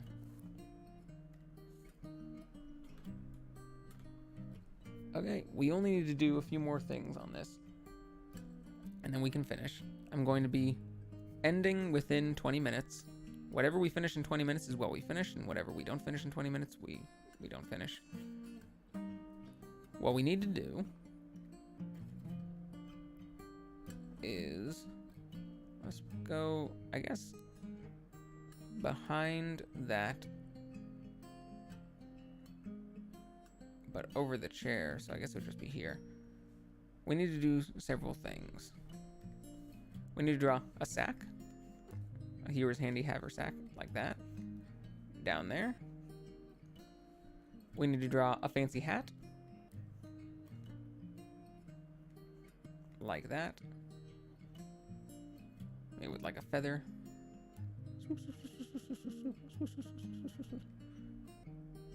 Down that, but angled in a way that makes it act like it's actually on there. And then here, I think we can do it here. This would also be good because this fills up the negative space that I was complaining about before. Not very much, but it does. Here, I think we're going to have the robes. So we'll have some wizard robes. Down here. Kind of dangling over.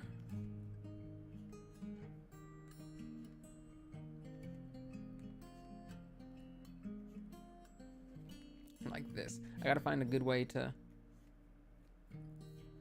have it look like it's over the side. I'm not sure if I want to totally cover up the side of the chair or have it just sort of over it like that, but we can see the wizard robes like that. Having a lot of stuff on the back of his chair is going to help with the spacing. There's still not really going to be anything filling in this space here. This whole space is just going to be blank, which isn't ideal, but luckily the hat going there is going to fill up that space near the book. There's also nothing, since I did it at an angle, there's nothing filling up this space there, and I don't feel like drawing anything. But what can you do?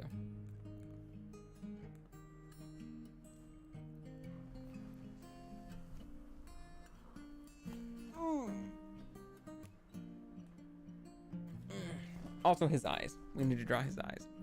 I want to draw the eyes first.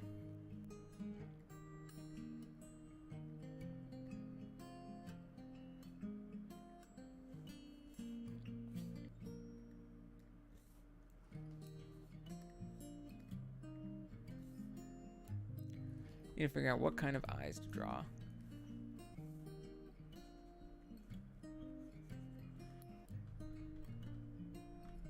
Ooh, bushy eyebrows? That looks pretty cool. It all makes him seem a little bit older, like he's an old scruffy dog, but isn't necessarily have to be. So there and there. I mean, I could just go very simple cartoony like that.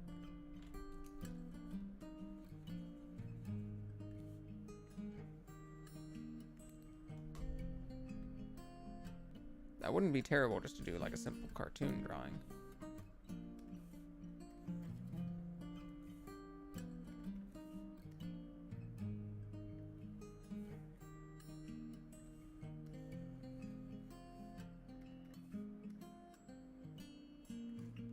But I want to do something else instead of that.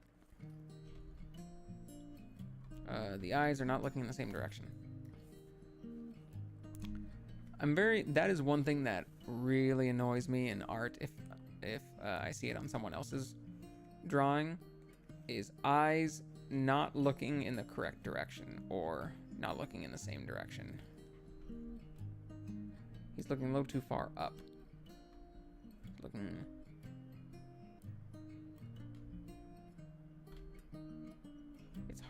It's hard to see, it's hard to tell that it's wrong, but it is wrong.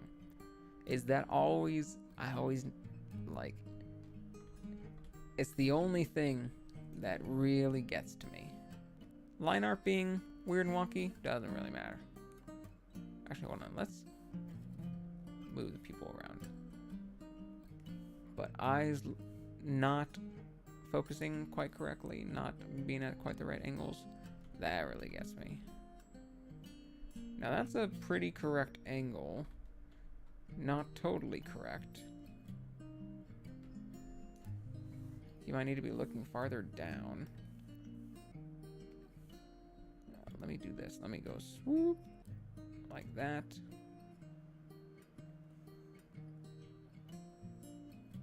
Now, unfortunately, for yours truly, now that I've said that, I better fucking make sure I never draw eyes that are looking slightly in the wrong angle. Not on purpose, because that would be super cringe for me to complain about it and then do it myself.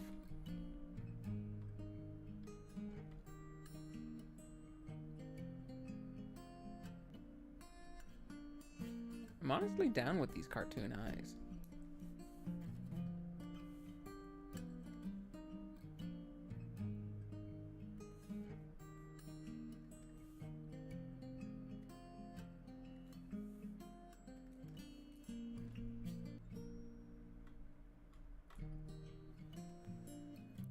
They're a nice size for his head. There's so much going on with his head that the eyes being small is kind of nice.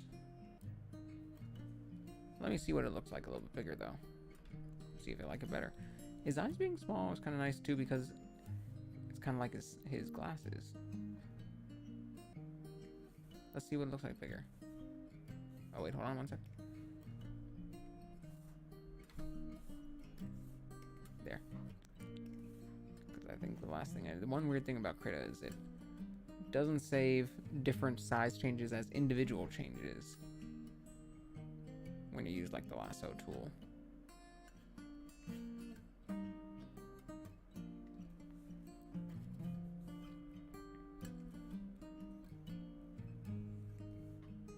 If you use the lasso tool and then exit out of the lasso tool and then use the lasso tool and then exit out of the lasso tool, it'll still count it all as like one change, and you do Control Z, it'll do it all to before you even made the first change, which is dumb and I hate.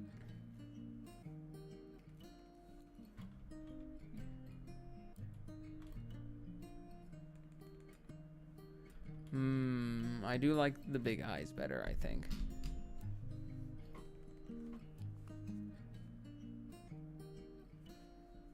They're so noticeable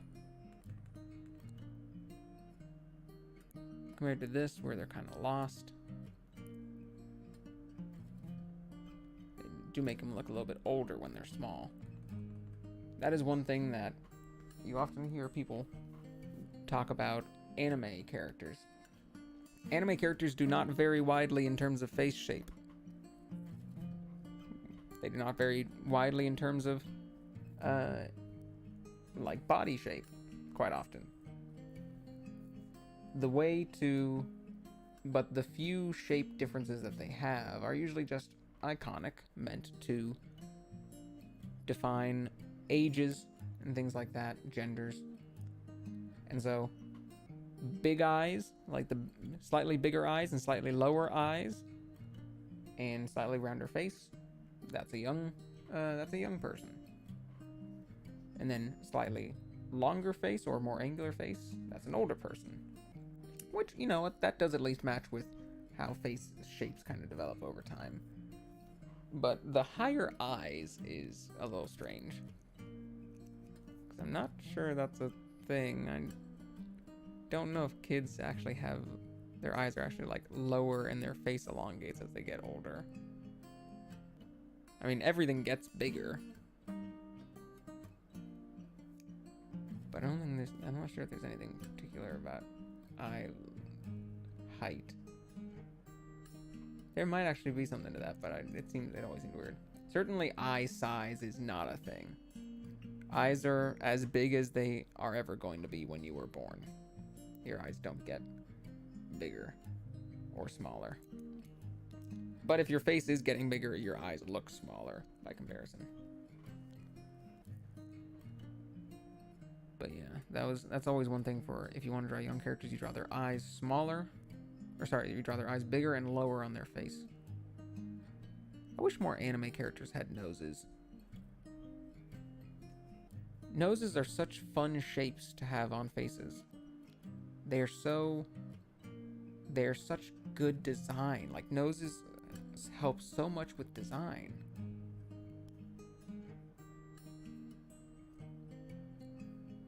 And they help avoid same face so much. People having different noses. That I wish more anime besides like JoJo had noses.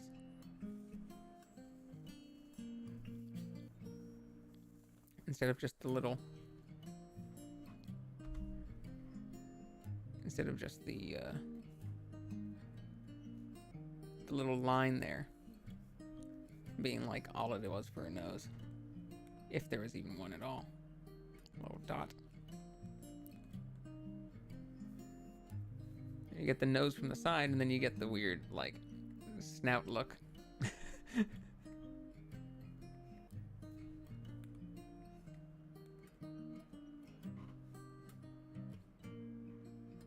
Also, when they do the little fish mouth, I usually think the fish mouth is okay. Doesn't bother me too much. It's just easier animation. But I guess when human snouts are very, very long, like if there's a person who looks like this and their nose and jawline are just so long, like unless this is a Dr. Seuss story, that does get to me quite a bit. I usually think that's strange. Eyes being like on the wrong position, like if their eyes are like too far apart, doesn't really bother me. It's really just if they're looking in the slightly wrong directions.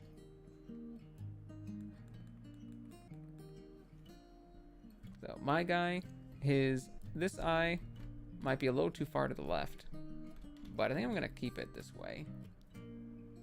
He is focusing inward. I guess I could try to just see it. Looks slightly otherwise.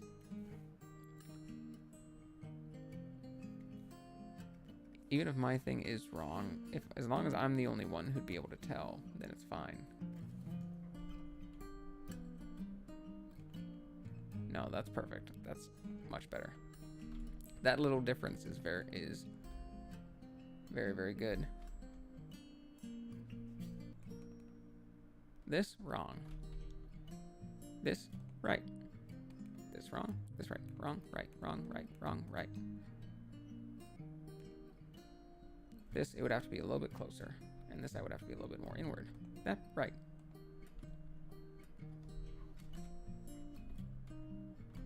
Okay. A sack. Not that kind. A handy, not that kind of haversack.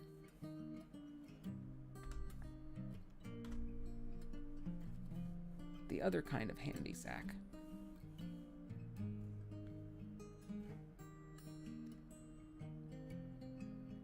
We don't need that layer. Honestly, we can clear this layer. Oh no, you know what?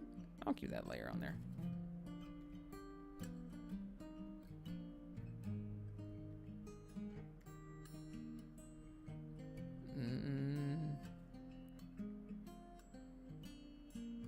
I should probably do that angle instead, rather than that angle.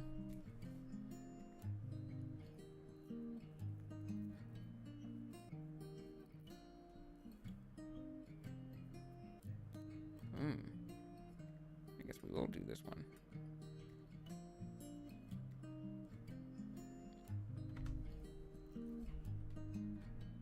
We're just gonna do a simple pack. We can pretend that handy haversack looks however we want.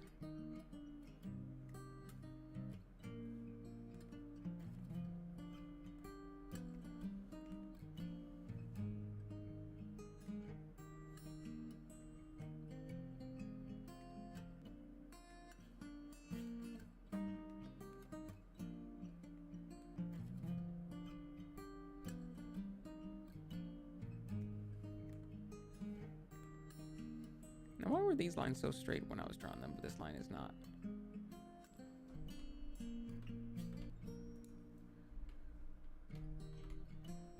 Kind of want to redraw this one, or at least re-angle it.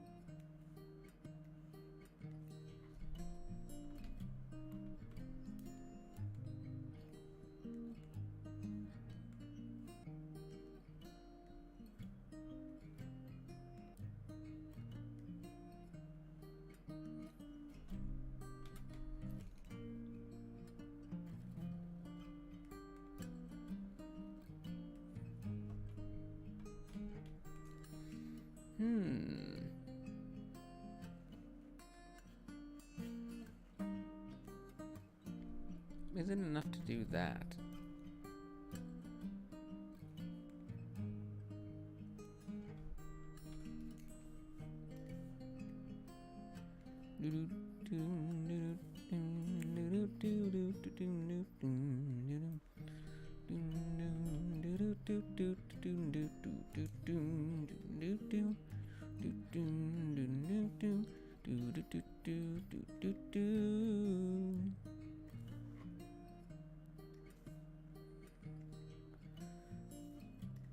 I had a conversation with someone about Taylor Swift today, and I don't really know any Taylor Swift songs.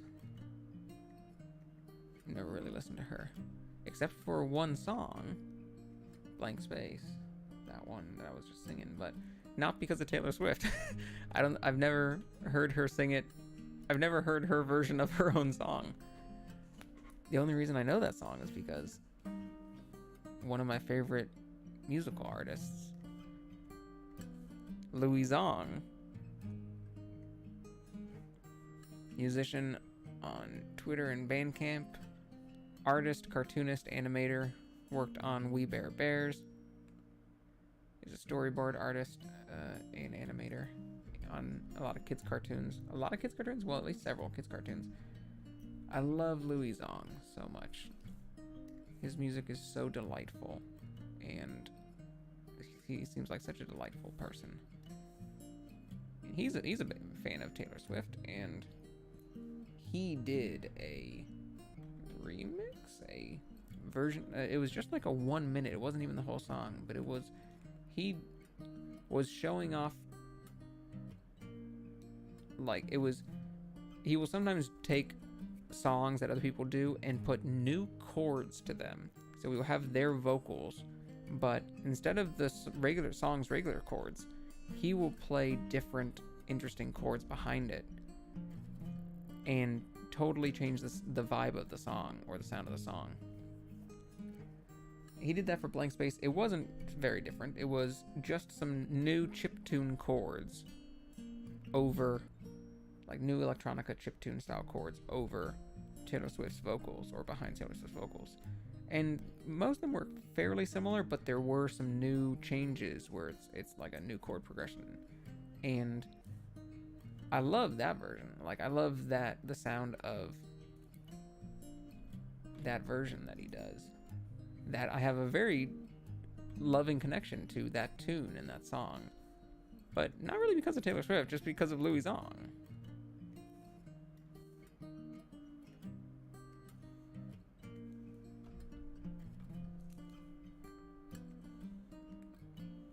Taylor Swift has yet to have any sort of influence on my life. Outside of that. Outside of... by proxy. Actually, you know what? How would this work? How would this bag work? I feel like I'm overcomplicating this bag. Or... thinking a little too much about it.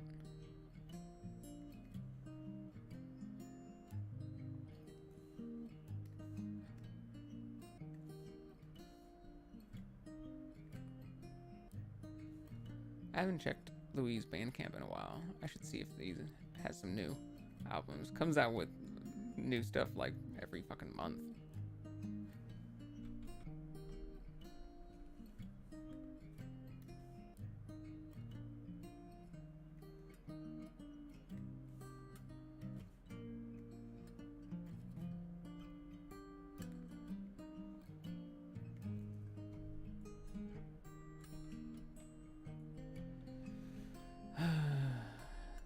I'm messing up something on this bag.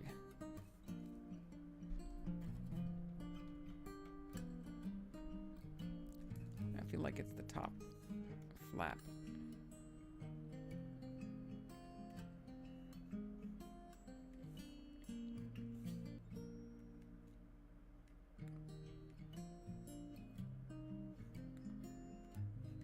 Maybe if I made it pentagonal like that.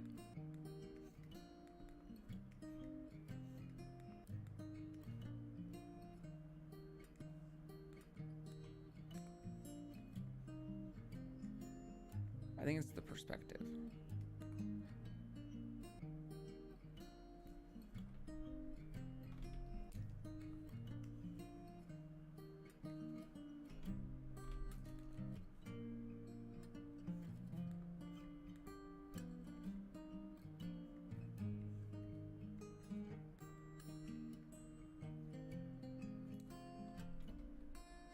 That's a little bit better.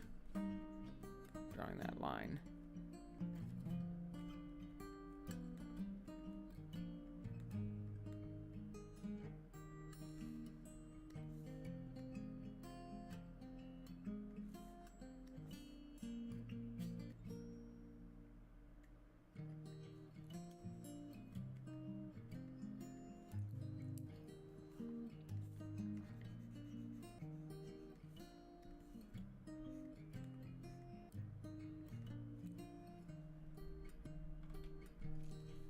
Still not totally in the correct perspective, though. Need to make this top a little bit more rectangular.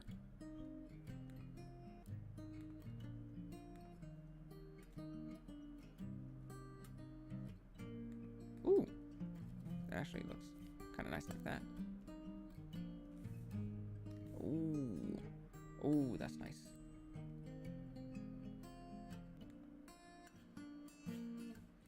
That's nice. That's nice. That's nice like that. That's nice like that. That's nice like that. Damn, looking at a bag going, that's a fucking sexy bag. It's a good bag. It's got good lines. I drew that. Hell yeah. You go, pen. This line, not very sexy. This line, not very sexy. It's not sexy of them.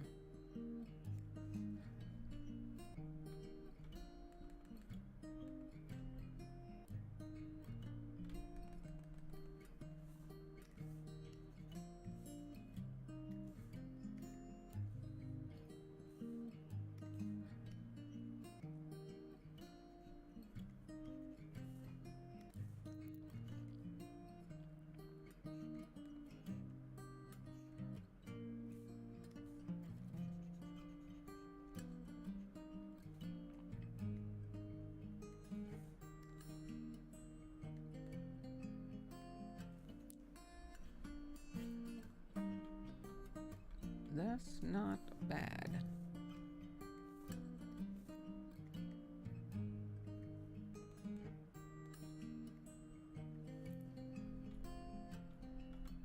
I like it a little bit rounder. Like it a little bit rounder. Gotta be sort of upwards like that for perspective's sake. It can have a gold trim on it. I don't really need to worry about that. I feel like that's good. I feel like that is the correct sack drawing. And now, I am going to draw the hat. I said I was going to end now, but I am going to draw the hat.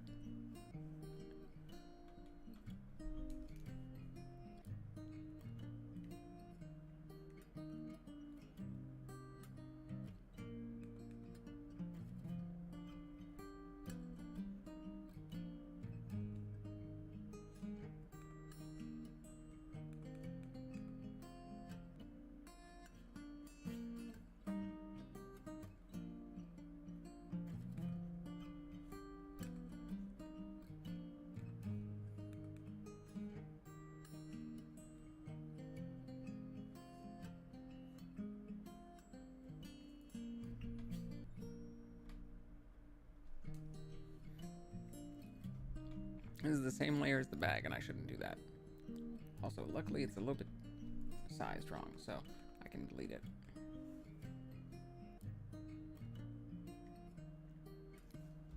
Wait a minute. What was on layer 13? The table. Oh, you know what? That's fine. I can give it on the same one.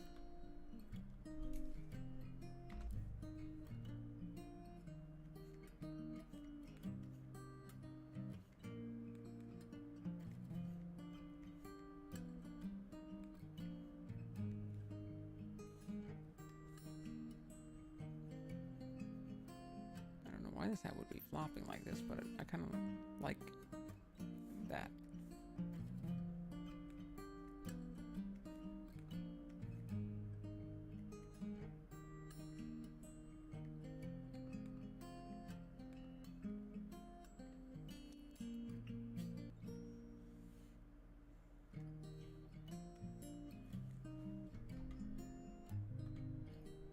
floppy looking hat. Something like that. Not quite that, but something like that.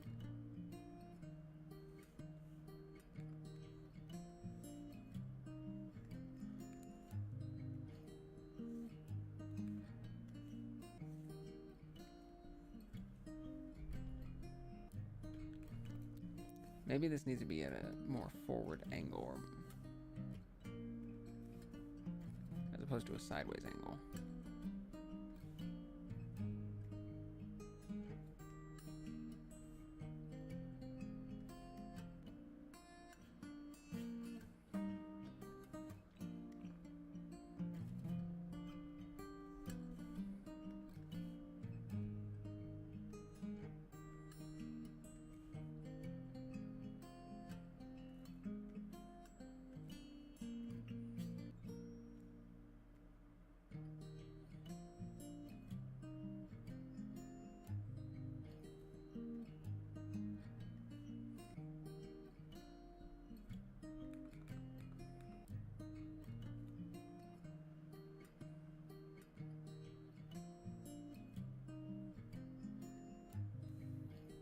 Like this, and then you see the whole brim around.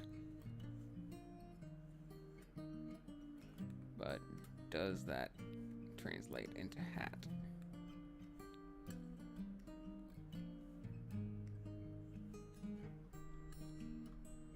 Kinda.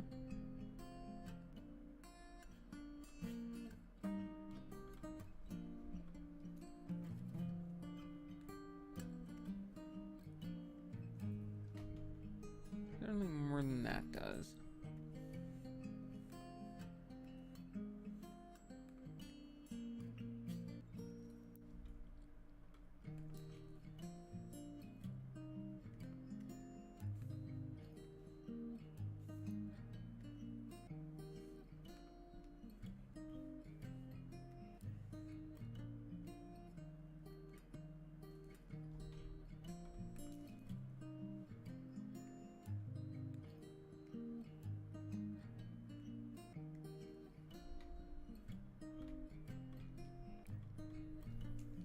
I think I like the original version where it was sideways.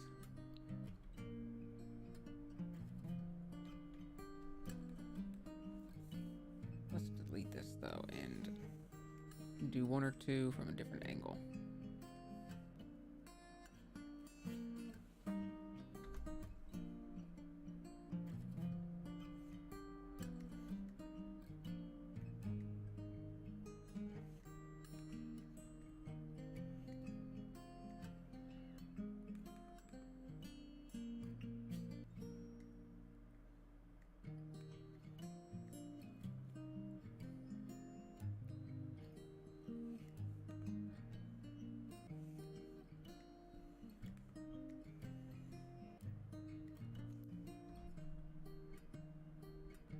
Yeah, it really should be more sideways, I feel like, rather than front facing. I don't want to do it back facing. For some reason, I don't want to do it.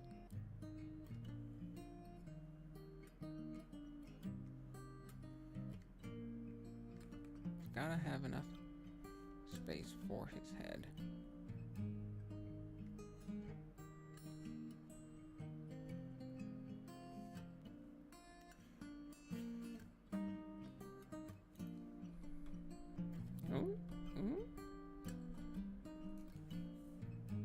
Banana boat.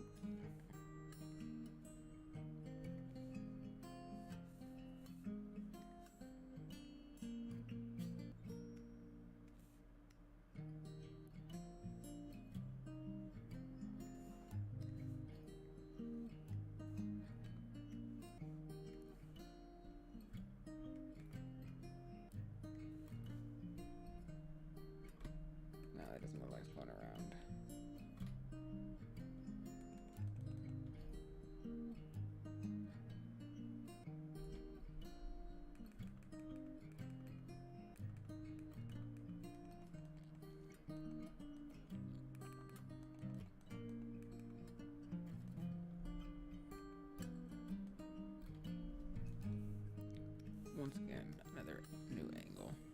I'll try just drawing the shape generally again until I get an angle that looks really nice.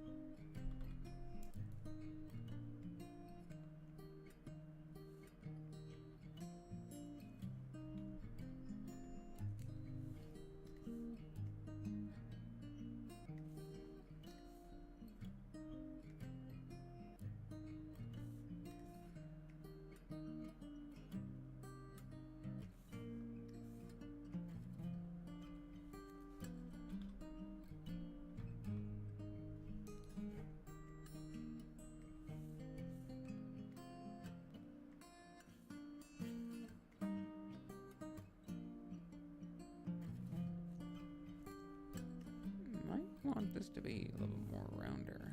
Just a little bit rounder. No, that deals with the same problem that I had before.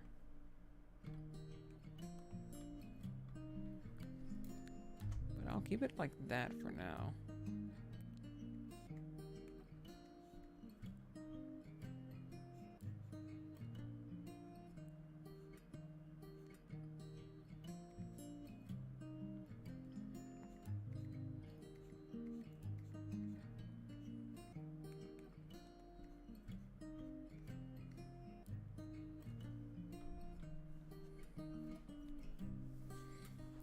Yeah, you know what? I'll keep that shape for now. And if I feel like doing anything else to the hat later on, we can. And we can draw.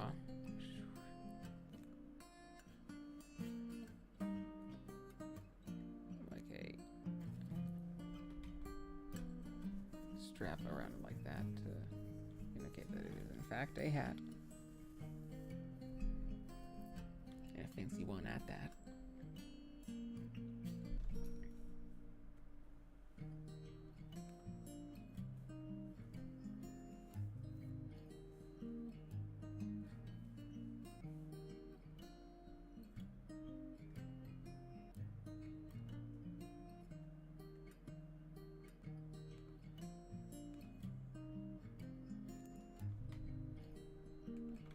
I don't know how to start out of that.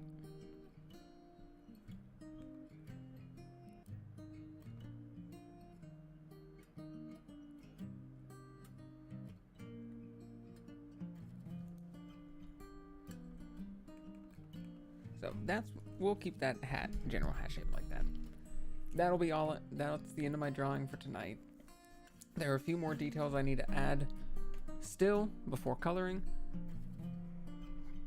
I need to draw the interior of his ears, and so add some space and some tufts of hair there. I need to draw a wizard robe, just sort of a blue with yellow accents hanging on this spoke of the chair, this end of the chair. And I need to draw a few drips. I'm going to draw some drips of grease and juice from the steak, dripping off the steak and kind of splattering on the side of the plate and the edge of the table there. Maybe a few like lines and runes in this book. And then we can color, and that can be the whole rest of the next session. Hopefully next session we finish it up and the coloring doesn't take us too long. And if it does, then we just do a quick fourth session if we need to, or just a slightly longer second session. But for now, we are done. Time for me to go have a little bit more to eat, settle my stomach, and go to sleep and wake up tomorrow for our collab with Megan. Thank you to everyone who came by, despite the fact that most of you were the same person.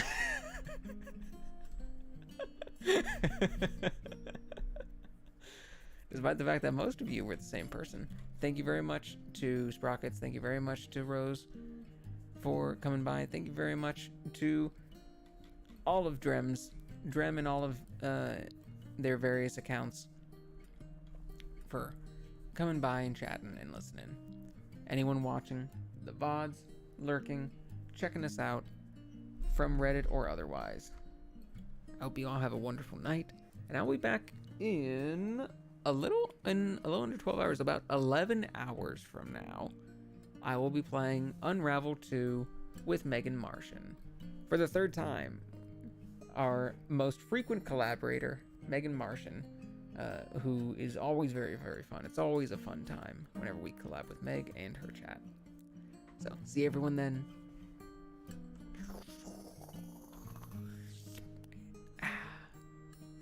Have a good night.